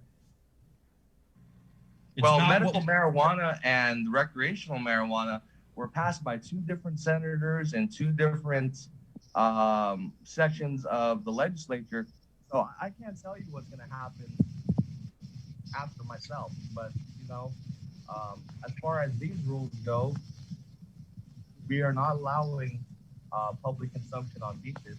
That's never been a point of discussion. Well, public consumption in general is illegal right now. It's in the enabling legislation. Bars are included, restaurants are included. It is not permitted in those areas. And now the Cannabis Control Board is going to take it upon itself and act as a governor or a senator or a legislature in suddenly allowing the public consumption of cannabis without public input, without a law, with just, sliding in the rule that says except as permitted by the control board. It's not where it started, and it's not a fair way to bring this in. It's very kind of sneaking it in. It's supposed to be medical marijuana and recreational use in your home. That's the law that was passed. So on what basis do you start talking about on-site consumption without having a real dialogue with the public, other than sneaking in this sort of, side footnote in the enabling legislation? It's very unfair and unreasonable. It's not sneaking it in, and it's actually addressing a problem that a concern you had about where people are going to smoke it on Tumon. If we're going to allow people to smoke and buy cannabis on Guam, especially the tourists, we have to give them a mechanism and a place to smoke. Otherwise, we're doing them a great disservice. Okay, so the first point is we shouldn't be, right? Because that's what the enabling legislation says. But the second point is, if you are going to stretch that way, what would be wrong with just saying, okay, I understand you're the great American capitalist, but what would be wrong with saying everywhere is okay except Tumon? Why do we have to shove it in the face of our core industry that employs 60% of our population and risk that in the midst of everything we're going through right now? Why would we do that right now? I would ask the question, why do you feel that that these alcohol businesses are the only ones entitled to do business in Tumon? I don't understand that question. We're not there. There's 1,000 different businesses in Tumon. Yeah, but why are we going to single out cannabis? Because cannabis is secondhand, in your face is one. The second thing, and more importantly, alcohol is not illegal in Japan and Korea. Cannabis is illegal in Japan and Korea. Attitudes are shifting on cannabis in Japan and Korea. Attitudes are shifting for medical marijuana only. Do your research. It is a 7-year prison sentence in Korea. They will arrest you on return if you smoke a joint overseas. There's a sign in the Seoul airport. Do your research and know what you're talking about. You said it yourself. First, it starts with medical marijuana, then recreational marijuana. Japan and Korea are on their way. Just as when they make it legal, I'll tell you what, let's make a deal. When it's legal in Japan and Korea, we make it legal to smoke in public in Guam. I've got 2 thumbs up for that. And I'll see you. I tell you what, let's make a deal. When you remove strip clubs and massage parlors and alcohol and sex shops from Tumon, I'd be willing to revisit removing cannabis as well. You'll be willing to revisit removing it. It's not even legal yet. You're taking it upon yourself to make it legal without the legislature and without public sentiment. We had permitted. Plenty of time for public hearings. Did you not give testimony? All of those public hearings resulted in a law that said public use is prohibited. All of those that was the end result of those public hearings, was a law that restricted public use. We're not allowing public use. We're looking to You put just said you're licenses going to start so that on-site private consumption businesses can use cannabis in their establishments. That's public. Well, that's a public space. A restaurant is a public place. The public hearings resulted in a law that made it illegal to smoke in public after all those hearings, okay? But it You guys also are gave us taking the it on authority to yourself. make the changes as we saw necessary. As you saw necessary? As the board saw necessary. Okay, so the Cannabis Control Board is going to implement rules that could destroy 60% of our island's tourism economy without a word from the industry. You've got the Korean Guam Travel Association, the Japan Guam Travel Association, Chamber of Commerce, Chinese Chamber of Commerce, GVB, and the Guam Contractors Association that collectively represent probably 70% of the tourism workforce here, maybe 100% probably. Every single one of them has said, please don't allow the sale, use, or promotion of cannabis in Tumon, please. But the board of the Cannabis Control Board knows better than every single industry expert on the issue of tourism, is what you're telling me. Well, brass tacks, the businesses in Tumon are trying to protect their bottom line, and cannabis is a direct competitor in all of that. That is with respect, that's the silliest discussion I've heard in my life. Do you think that somebody buying a Really, stick of- business owners aren't compared with their bottom line? That's silly. Yeah, it's silly to think that somebody buying cannabis is going to hurt the individual. Cannabis sales are going to come out of fun tickets, and fun tickets usually come on. that's going to hurt the alcohol industry tremendously. So it's not surprising at all they do not want businesses in Tumon. I haven't had a single conversation with the alcohol industry at all. I'm talking as a business owner. I can tell you this: if cannabis comes to Tumon, my businesses will benefit, not suffer. I have the beach bar. Thank you for saying that. Thank you for saying your business would benefit, because it would benefit all businesses in It would Tumon. destroy tourism. For gosh sakes, Will. I started the conversation telling you that school groups will cancel their trips to Guam. That's a law. That's not a hope or a wish or whatever. We're going to lose 20 to 100,000 school children. 2019 at 160 groups of 100 to 200 school kids, 160 groups. They cannot go to a destination. Did we lose those? Did we lose those skills? Did we lose those children last year? Did we lose them this year? Like nothing's changed about the laws yet. It's the difference is public consumption. Speak to a Japanese travel agent. We do not have public consumption legalized. If not in Tumon, gentlemen, if not in Tumon, where would we, I guess, have this weed zone? I wouldn't call it a weed zone. I'd call it an adult entertainment zone, right? I mean, every major metropolis in the world has it. I remember there was this discussion years ago about creating this red light district, but I don't think anything ever happened with that. Mm-hmm. Well, one of the reasons was because it's very difficult to cancel someone's lease, right? It's you can't do that. You can't. Plus, retail is really suffering in Tumon right now. You can have a bunch of boarded up buildings. It's not fair to landlords or tenants. But there's a way to do it, and that's to phase it in. So you could say, for example, there will be no more strip clubs, massage parlors in Tumon starting in 2030. And you can start to kind of incentivize them to move to the zone, and then you just don't issue any new business licenses starting immediately. So you could phase it out without hurting anybody, but eventually end up with a really cool space. I think Antigua would be a great space, a little Amsterdam. You have rows of store. I mean, this is exactly what master planning is about. You know, you talk about Tourism 2020, and we moved the market. Well, we brought the Tourism Attraction Fund when I started as chair of GVB from 19 million to 50 to 60 million dollars in 5 years by having a plan. And it's the same thing you can do here. You can create a fantastic, really fun, interesting, cool center with a village, a little row of shops, you know, hookah lounges, you sell it, you smoke it. You've got strip clubs and massage parlors and whatever else you want to do. It can be quite a cool space, and then you can go after and advertise that zone for the customers who want that without pushing it right on top of the Japanese families. I mean, it's win-win. I don't understand why everybody wouldn't be 2 thumbs up on this. Why would you not support the notion of supporting local in the development of a zone that would be 100%? It's not owned by, like the hotels are Japanese and Korean owned. It would be sort of a great zone, really owned and operated by locals, for locals, and for tourists. You know, it would be a great space. I think it's fantastic. Well, what would be wrong with that? I don't see nothing wrong with it, but let all these businesses go first. We shouldn't, like, why are we going to let cannabis be the one and only one to be barred from Tumon? Because it's not allowed now, Will. It's against the law, and it's the board, the control board is trying to make it not against the law, against the wishes of every single visitor and business organization. You're not just talking public consumption, though. You're talking about sales in Tumon. You are actively trying to cut out new businesses in Tumon. No, because two things. One of the things is there's no place. So you are trying to cut out new businesses in Tumon. There's just a because there.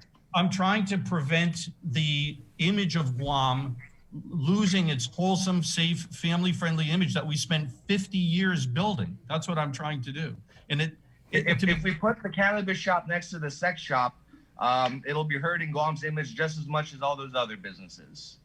Cannabis is different, again, because it's illegal in the source countries. It's illegal in Japan. It's illegal in Korea. Sex toys are not illegal in those places. Alcohol is not illegal in those places. Strip clubs are not illegal in those places. Cannabis is illegal in our source markets. It's different. And like I said, the attitude is changing in those countries. They're on the path to legalization in both those countries. No, they're on the path to legalization for medical marijuana. Don't And conflate. you were the one that made the point that medical leads to recreational. I was talking about how you slipped in the law. That's went from medical and then slid into recreational and now into on-site consumption. And you're going to make the point that Japan is not following that same path? I don't dispute that that marijuana might be legal in Japan in 200 years or 50 years from now. It was legal 200 years ago, but right now it's illegal. It was legal 50 years ago. Like cannabis being illegal in Japan is a relatively new phenomenon in their culture. Well, it's not that new, but anyway, it's illegal. So like I said, when it's legal in Japan and Korea, happy to have it legal in the middle of the tourist tier. But until then, there's nothing wrong with putting it in its own space. I don't understand, other than the idea of supporting an argument for the sake of an argument, why we wouldn't pursue having a great zone where we can all get behind it and promote it. Can you buy marijuana on the Las Vegas Strip? No, not legally. There's no shops on the Strip. I don't believe so. I haven't been there I lived there for a while. I haven't been there for a long time. I shouldn't say no. I don't know. Mm-hmm. I'm not sure. I don't believe so, but I might be wrong. Do you know, Will? No, not on the Strip, from what I understand. But I would respectfully say it doesn't matter, even if you can't, even if it supports my argument, because we're not Las Vegas and we don't have European and American tourists. We have Japanese and Korean tourists. We shouldn't be selling product on our street that's illegal in their countries. It just puts us in a bad light. Sell it somewhere else. Don't have a problem with it. Agana, Upper Tuma, call a place. Just keep it out of the face of families. You don't want your daughter walking out, Daddy, what's that? Oh, that's illegal drugs. Don't look at that sign. I mean, come on, it's our image. It's our reputation. It's our livelihood. I don't know. That seems real patronizing to the Japanese tourists and their children. I think that they're more intelligent than that, and they can have nuanced discussions with their family. I don't think so little of them to think that they couldn't have nuanced conversations with their children about bars and cannabis shops and all dildos. these other adult use things. Is that the conversation we want to be inspiring with our family-friendly tourists who come here for 3 days? Is that you can come to Guam and have an intelligent, nuanced discussion about drug use? I don't think so. It's our image. You want to change our image? Well, all these businesses that you seem to look down on are right there in Tumon. So I would look to getting the plank out of your own eye before checking out the sawdust in my own. So, Will, is it too late? Is the public comments period closed? We're no longer having public hearing, but we are accepting written testimony. Mm-hmm. On the Cannabis Control Board, is anybody from the tourism industry on the board? Yeah, we have a board member that's part of GVB. So GVB has been part of this rulemaking process since the beginning. In fact, their own economic impact study showed benefits for Guam. The economic impact study done study by is a joke, GVB. actually. That economic impact study is an absolute absurd joke. It talks about Colorado and other places have nothing to do with us, and it doesn't have any. Part of me doesn't disagree with you. I think that those numbers don't show us far enough. I think those numbers underplay the economic benefit. Really? Okay. Yeah. So they had 33,000 arrivals coming to a benefit of $66 million. If you put that into our existing terms, that means 1.6 million tourists, which we have now, using the same economic numbers, would generate $3 billion. I can tell you right now, our tourist economy is not $3 billion, but Apparently you think the numbers should show that at $60 billion. Numbers, I know numbers very well, Will. The bottom line is you won't have 33,000 new tourists with zero reduction in existing tourists. I just told you by law we'll lose the school groups. That economic impact study is a complete joke. And by the way, the board of GVB didn't review it. So I don't know exactly how that got where it went, but it's inappropriate. And furthermore, the board member who's on your cannabis control board has made it very clear she's against public consumption. As GVB board has made it very clear they're against public consumption, including on-site consumption, and that's public consumption. And I'm going to repeat one more time, every single organization on this island has come out against it. So when you talk about written testimony, I don't know whose testimony you're seeking to have. You've already got JGTA, KGTA, GCA Chamber, Chinese Chamber, and GVB all saying no, no, no. Will the Cannabis Control Board just dismiss those organizations and their concerns? No, we'll take their concerns under advisement. Yeah. Mark, I respectfully suggest you should do more than take it under advisement when you're talking about the potential impact to our core industry that represents 60% of Would it. you like me to take it under more advisement? I'd like you to really seriously consider what's being said here and who's saying it. It's not me. I'm a face. I'm a face that's going to get arrows thrown at me. That's fine. I don't care. But I really respectfully, why don't you have an industry roundtable and ask the representatives of those organizations and the travel agents to explain to the Cannabis Control Board what the impact and the economic impact and the impact on jobs for Guamanians will be if you start down this path. Call a roundtable. What's that cost you? An afternoon? A couple hours?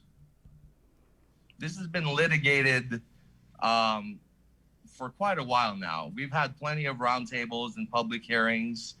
I don't see what the utility in that would be. Because those roundtables ended with a discussion that ended with pot being illegal for public consumption, and you guys are going to change that. No one was aware of that. I wasn't aware of it until just now in this phone conversation. I was not aware. We're not legalizing public consumption. Can we just You will clarify not be the smoking- little public? 4-year-olds will not be smoking cannabis on the beach. Restaurants are public spaces. Bars are public spaces. You just said you're looking at on-site consumption permits. That's public consumption. And not one person knows this is going on.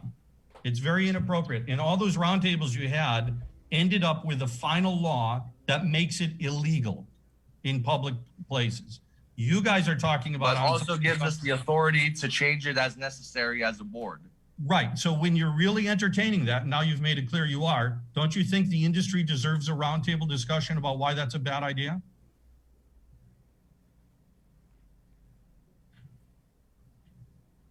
What? Now that you're coming out and making it clear that you're talking about on-site consumption permits, don't you think the industry deserves an opportunity to be heard about what its opinions are in that regard? You said there have been tons of roundtables. I don't know what the point is. Those roundtables ended up with a law. Yeah, we've been talking about on-site consumption permits since February. And now you're coming to a close of public commentary, and we are making our comments public. But you don't want to have a roundtable to let the industry explain to you why it would damage Guam's core industry. Well, what would be wrong with having a little roundtable discussion with the business owners and the travel agents in the tourism industry folks? What would be wrong with that? I don't see anything wrong with it. Just Good, let's don't do see. that. But yeah, I don't Yeah, understand the utility. You guys have had plenty of time to make your concerns known. And you we have made them known. GVB sitting on the board. We made them known. We are making them known. This is, you said you're allowing written testimony. We just submitted it from every single organization on this island. If you want to fly in the face of that, I'd respectfully suggest maybe you want to have a two-way dialogue and a roundtable discussion. And at least, But I mean, this whole notion of like, we're not going to allow cannabis businesses in Tumon is just a non-starter. Like, why are we going to stop? Why are we going to prohibit businesses from going in there? This is Why America. are you going to allow businesses to come and do something that's currently illegal? It's not illegal on Guam to sell cannabis once the rules get promulgated. You're in the midst of promulgating the rules. Now is the time for dialogue. So listen to the industry. And you want to cut out new businesses from the hotel industry, from the hotel zone. Is that what I'm understanding? You want to cut out these new businesses. I want to not offer product that's illegal in the countries of origin of our source markets. That's what I want to do. So you want to cut out you want to cut these businesses out of Tumon. How am I cutting out something that doesn't exist? Well, it's not legal right now. It's not legal to consume on site or anywhere else right now except in your home. No. You were talking about you do not want the sale of cannabis in Tumon. Well, at the present time, smoking is illegal in public, isn't it? Right now? Yes. Okay. Do the hotels allow smoking in the rooms right now? On the balcony. No, that's not true. They do not allow it on the balcony either. Some do, most don't. Most don't. I don't know about that. Usitani doesn't, Hyatt doesn't, Outrigger doesn't. There's 25% I can tell you for a fact. I can tell you for a fact. I just talked to they're letting people smoke on the balcony.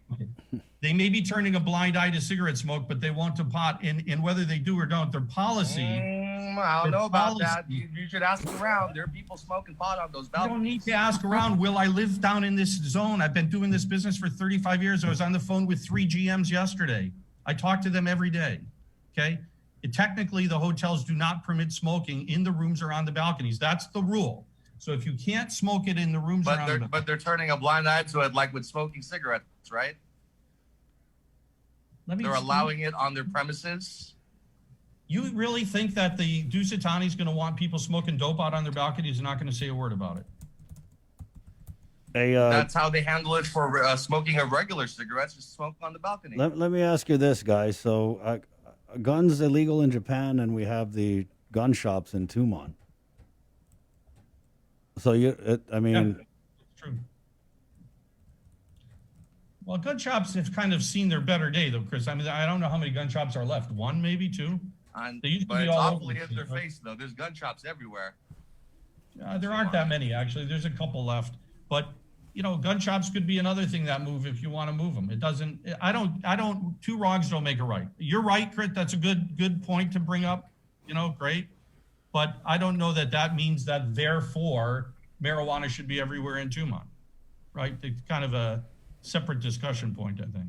Yeah, I'm just saying that if guns are illegal What's in good Japan for the gander, no?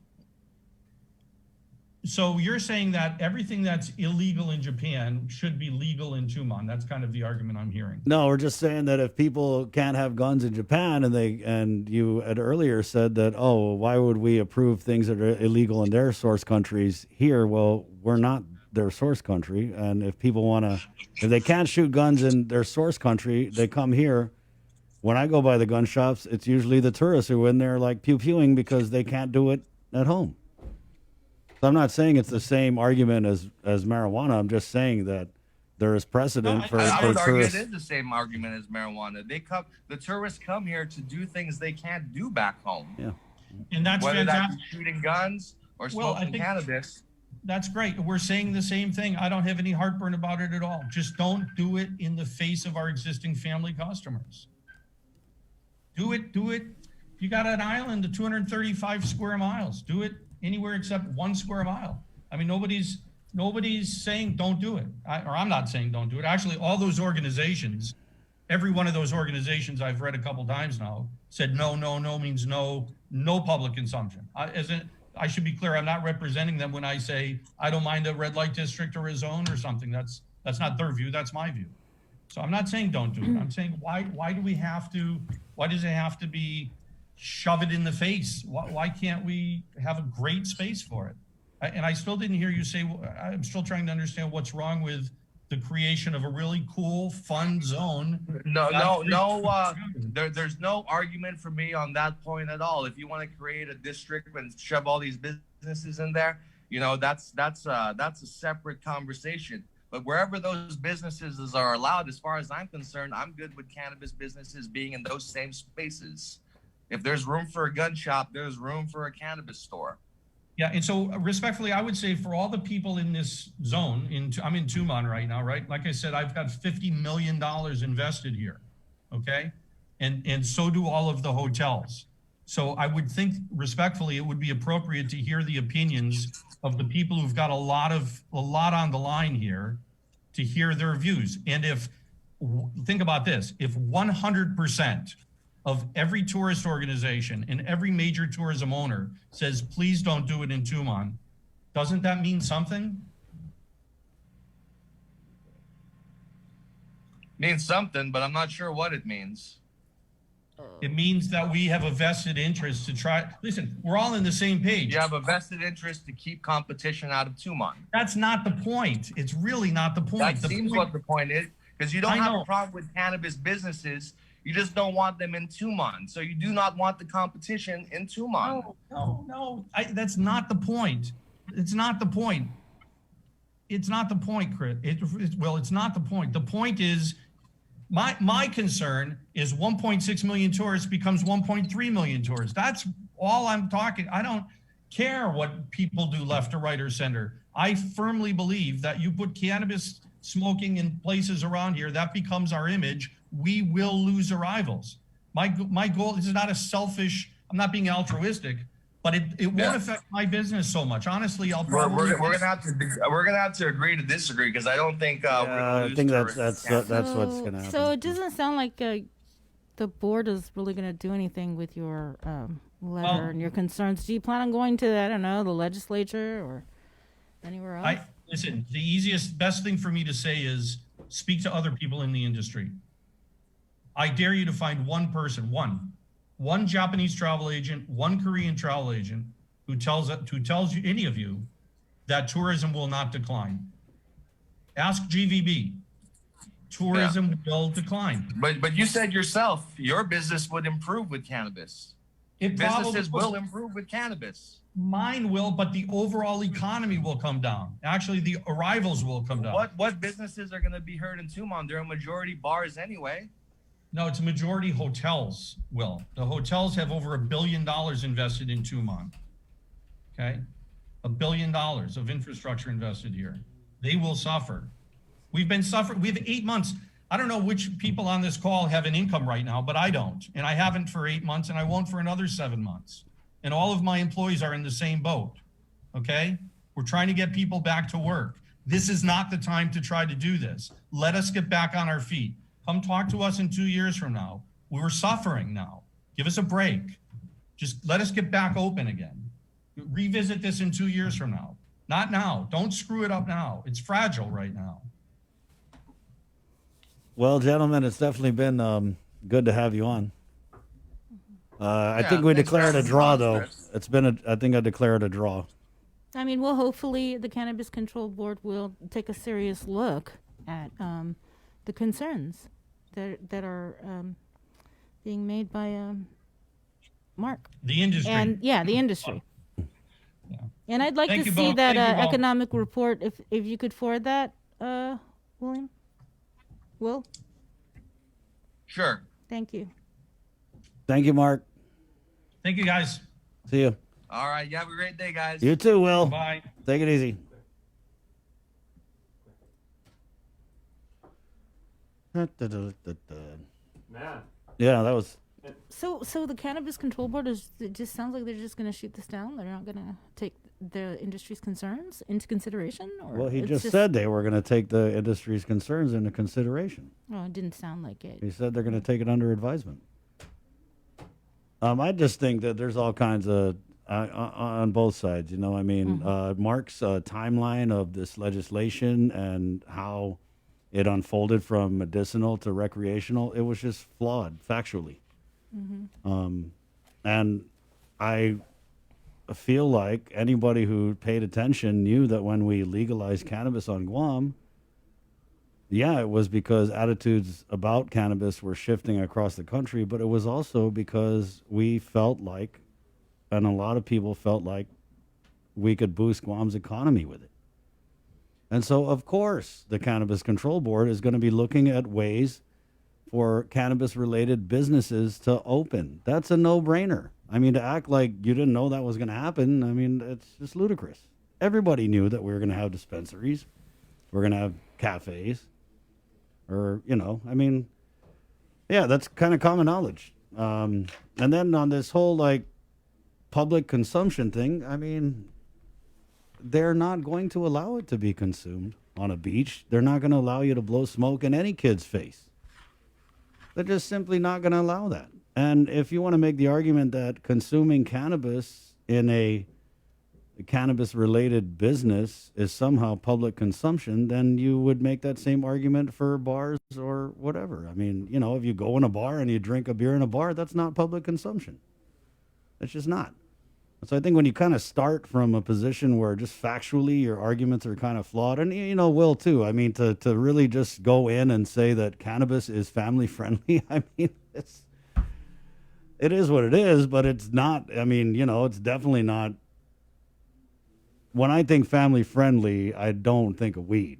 I mean, first of all. So for Will to just double down on that argument, it was stupid. But yeah, it is what it is, and I'm pretty sure this is not the last that we've heard of it. But it was fun to have them on. Right. Yeah, so we do have the Nevada cannabis law states you have to be outside the gaming quarter to have a dispensary. Right. And that's because they have the legalized gambling there, which is a totally, I mean, the Las Vegas, Guam, I mean, you couldn't get any more apples and oranges than that. But, you know, Bree, I mean, you are right that we should consider what these hoteliers and these tourism officials have to say, because everybody's input is valid. But I just want to, you know, I don't know if, you know, you invest $50 million, does that mean your input's more valuable than Joe Sir's input or anybody else's input? But that doesn't mean that they don't have expertise in what they're discussing, because obviously they have studied the market. But I don't think that this cannabis industry that, you know, was, you know, duly stood up, the Cannabis Control Board, which was, you know, legally created. It's not like they just created this out of thin air. I don't think their intent or anybody's intent was ever to replace tourism with the cannabis industry.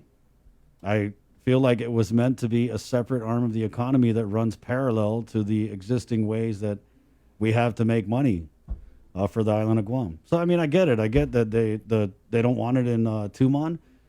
But I also understand Will's point of view is that, hey, if we have bars and strip clubs, I mean, let's be honest, cannabis is not a far stretch from that. It's just not.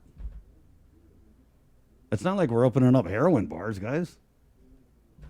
I mean, cannabis is going to be legal all the way on the federal level in a matter of a couple years. 2 to 4 years, it's going to be totally legal in the U.S. And this conversation is going to sound so outdated. But, I mean, it's a conversation we're having today. All right? So I just think that, you know, people's viewpoints, of course, they're valid. Of course, what Mark Baldiga has to say is valid. But I just don't think it needs to be the final word on anything. Yeah, obviously. Yeah. I don't know. I just didn't. I wouldn't want cannabis in Tumon. Yeah, I mean, I'm not saying I want it in Tumon. I'm just saying that if I'm a business owner of a bar down there, first of all, how do these bars and these dildo shops and these strip clubs feel about being forced to pack up and move to some like red light district? Did anyone ask them about that? No. Okay, well, I can just jump on this real quick before we go to our next interview, because I was the guy who actually broke the story. What was that? You made reference to that, Bree. That was, what, 16, 17 years ago? It was a while ago. Bree gave me an assignment one afternoon, and I went to go cover a meeting of the, was it the GHRA at the time, or I think it was GHRA, but Bart Jackson, who's done a lot for this island in terms of tourism. You know, former general manager of the Pacific Islands Club. He now runs the Santa Fe on the Bay. A real sharp guy and everything like that. Made a proposal, an ad hoc proposal at the time, that suggested that maybe some of the island's blue shops, right, the sex shops, the ones that sell the XXX movie, strip joints, massage parlors, and everything like that, be relocated and set to a specified location, maybe in Antigua, maybe in some place like that, and it would all be encapsulated, contained, and everything like that. It met with a lot of support and a lot of criticism. People were going to say, okay, you do that, you're basically just setting us up to fail. You're putting us in our own little container that we know is going to wither and fade in 5 years. Other people said, that's fantastic.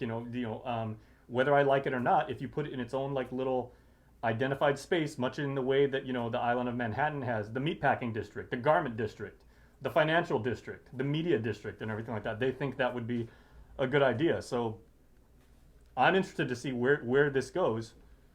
because as Mark said, he's not averse to the idea of maybe moving things out and maybe putting it in its own place. I think there's a way that I don't have a dog in this race. yeah. I'm all about innovative thinking, and I think both gentlemen proposed pretty interesting arguments for and against. I just feel like the end goal should definitely be that we allow both these industries to thrive and to boost our economy, because legalized adult use cannabis, when the rules and regs are stood up and it's up and running, it's going to bring money into Guam. I mean, whether you like weed or not, that's just the reality of it. It's going to boost the economy. And so I think we just got to be careful to let that happen and not, throw a bucket of water on tourism. Anyway, we got to move on. 10:01. We're going to close it out with Jason Solis. He's got a great little segment here. Jay? Yeah, so Dan Bartlett is joining us right now. Moving on, and Dan, good to have you on the show, my friend, and we happily close out with you. Sorry you got to follow that, bro, but it is a very much more uplifting way to head us into our island weekend. Ladies and gentlemen, Dan Bartlett is joining us. He is a member of the amazing organization End of the Road. And Dan, maybe just give us some context and explain how you are actually using your ability to travel and basically go all over the world and share the island love, the island flavor, and the island vibe with other people and other cultures. Yeah, well, thank you for having me. So I'm one of 4 riders, and End of All Roads is the name of our group. And we've been in Guam for a number of years, 11, 15, and 22 years. So Guam's kind of our adoptive home. So we've been taking the Guam flag around the world. Right now, we've done 16 countries, 33,000 miles. I can't tell you how many countless conversations we've had explaining where Guam is, all things Guam. We got Guam license plates. It's amazing the things that we have that are Guam on our bikes, that just the conversation starters. And just, Guam is a place that we love, and that's easy for us to tell people how much we love it as we go around the world. And we're just, like I said, a group of 4 guys that had a dream of cruising around the world. When we first got out to Guam, we all work for United Airlines, and we're all pilots for United Airlines. And so we have the ability to travel, and we group our work together in a chunk of time, and then we get chunks of time off. So what we do is we'll ride for a month, and then we'll go to work for a month. We do this month on, month off. So before we started the End of All Roads tour, we were exploring a lot of Southeast Asia. We rode through Laos and Cambodia, and that just kind of spawned the idea of, man, we've been going through all these countries. Let's go around the world. Let's go all the way around. And so we came up with a route that was 82 countries. We thought it'd be a 2-year deal. And we are now 3 years into it, and we got about 2 years to go. So like all plans, it hasn't exactly gone to plan, but we're not in a hurry. We're not trying to see how many countries we can go to or how many miles we can do. It's just about seeing the world, really, and just we're all curious. We have a curiosity about the world, and we're just doing our best to see as much of it as we can. Well, let me ask you, Dan, because the one thing that's so wonderful about, flags of any nation, they tell such a rich story. And, I have yet to see a flag that doesn't capture, this rich tapestry of, like the history and the culture and the language and the people of any place. So, and I looked at your Facebook page. It's amazing. And, you've gone all over South America, Latin America, proudly flying, our colors. And we're so appreciative of that. So when you bring the Guam flag into other nations and everything like that, and you make friends and you connect with other people, what questions do they ask about, some of the symbology and, like the way the Guam flag looks and the story it tells? Oh my gosh. Well, first of all, some of the comments I've had about Guam, where in Africa is that? Not in Africa. So firstly, you just open a map, and here's Guam, and then explaining our proximity to all the places that we're near. And the size of the island, people seem to always freak out on the size, and they seem to think it's overwhelmingly small. And, how do you live in such a small place? I've heard that comment several times, with a smile on my face, because like everywhere, it doesn't matter if you live in the middle of downtown Manhattan or Chicago. Like most people, we are routine creatures. And if you draw a 5-mile circle around most people's houses, no matter where you live on the planet, that's typically where you spend a majority of your time. And Guam is no different than that. And so I find myself explaining that it's typically just a mindset, not to mention that I've been here for 11 years, and I feel like I've done my share and always trying to explore Guam. And there's still places that I have friends say, hey, we went to, they'll name a place or a hike or somewhere. And I'm like, I've never been there. And so 11 years into my stay in Guam, I'm still exploring and still finding new things. So, you know, there's just so much Guam has to offer. And I just, you know, I love it. I came out here thinking I was going to be here for 1 year, and 11 years later, I'm still here and with no plans on ever leaving. So it's easy for us, all of us, to explain the place that we live and that we love to people and educate all things Guam. And you know, we're so happy to have you a part of our Guam family and everything. I mean, if you've been here 11 years, I mean, you're as Guamanian as they come. So like, we appreciate you having a part of our community. I must ask you, Dan, and I hope you don't mind. I've been trying to place your accent since we've been doing this interview. Where do you hail from originally?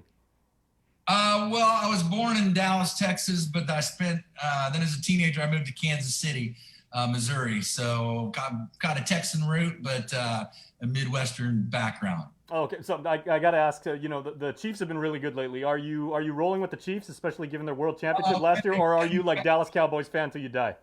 I'm definitely a Chiefs fan all the way. I grew up on the Cowboys, but in my more formative years, I definitely migrated towards the Chiefs, and I can almost reach my Chiefs hat from here. I'd have to get up to do it. But I definitely have my Chiefs gear, and Mahomes is electric, and, you know, the Chiefs have been so fun to watch. And Kansas City is a great sports town, not just the Chiefs, but the Royals too. And these last couple of seasons with the Chiefs have been so fun to watch. Okay, well, yeah, I mean, continue to fly the Guam flag. I mean, if you want to wear the Travis Kelce, you know, jersey next time you go through, you know, Bolivia or Belize, wherever you go, I mean, we're just happy to do that. Okay, now let me ask again, because now that I know you're from Kansas City as well, and you've been on Guam long enough, who's got the best barbecue? Between a traditional Guam, yeah, you know I'm going hard here. The traditional Guam Fiesta or Kansas City Baby Back? Oh man, there's a loaded question. Boy, if I pick one, the other's going to be wrong. So I'll just tell you that they both have their attributes and they're both awesome. It's hard to pick a favorite because I've got my favorites in both of them. Smart answer. Oh, it's good. But hey, it's been great talking to you. And where can people find you on Facebook? Because I mean, I've been through your Facebook gallery. There's amazing pictures. Again, you know, your travels are so impressive and everything like that. You know, you have a positive message, and it's something that everybody needs to check out. So how can people find you on social media? Mostly on Facebook. We have a page called End of All Roads with got a picture of our logos, a couple wings, and then a picture of the globe. So we're better about updating our Facebook page, although we do have a YouTube channel and a website, endofallroads.com, but I kind of need to update that. But if you really want to follow along more of the play-by-play, Facebook is the best place to do it. Excellent. And Instagram. Okay, and then last question, where are your travels going to take you next? Well, right when COVID was hitting, we were at the tippy tip of South America in Ushuaia, Argentina. That was the first time I ever heard the word. At that time, nobody really heard of COVID. It was coronavirus. And the first time I heard coronavirus, we were coming out of Patagonia in literally the tippy tip of South America, the end of the road, the very last road that you can drive to. And so we had shipped our bikes to Europe in March, and then our bikes have been sitting in a warehouse in Poland for the past 6-7 months. And we just shipped them back last month to New York, and I rode it, you know, to the Midwest. Just historic because there's still kind of at that time no end in sight with COVID. Thankfully now there is a little light at the end of the tunnel. So our next travels are going to be in Europe, and we're going to zigzag our way across Europe. Our ultimate goal is to get all the way to New Zealand. So we're going to start in Portugal, zigzag across Europe, North Africa, go across the Middle East, parts of Russia, China, and then come down through the Himalayas, and then dot our way across Indonesia, Australia, and finish in New Zealand. Oh man, if you ever take any pictures in Auckland and everything like that, do me a favor for us here at KUM. Get the Guam flag and hang it near that place where they filmed Lord of the Rings down in Auckland and everything like that. That'd be the ultimate, man. You can count on it. That's our ending point, actually. Auckland is that's the end of our road. That's we're ending in Auckland. So I would be absolutely, you can count on that. All right. Well, that is the end of the interview and end of the road. Make sure to check them out on Facebook. Guys are doing really good things in there, representing our island, our people, and our culture well. So Dan, thank you, my friend. And we wish you and your family the very happiest of holidays from all of us here at KUM. Have a great weekend. Thank you. Same to you. Thank you for having me. All right, and that's going to do it for our show, everybody. We are out of time, but we wish you and your family, of course, the very best. Please stay safe and stay healthy, and make sure to check us out on KUAM News throughout the weekend if anything comes up. We'll see you on Monday. I'm Jason Salas. Take care.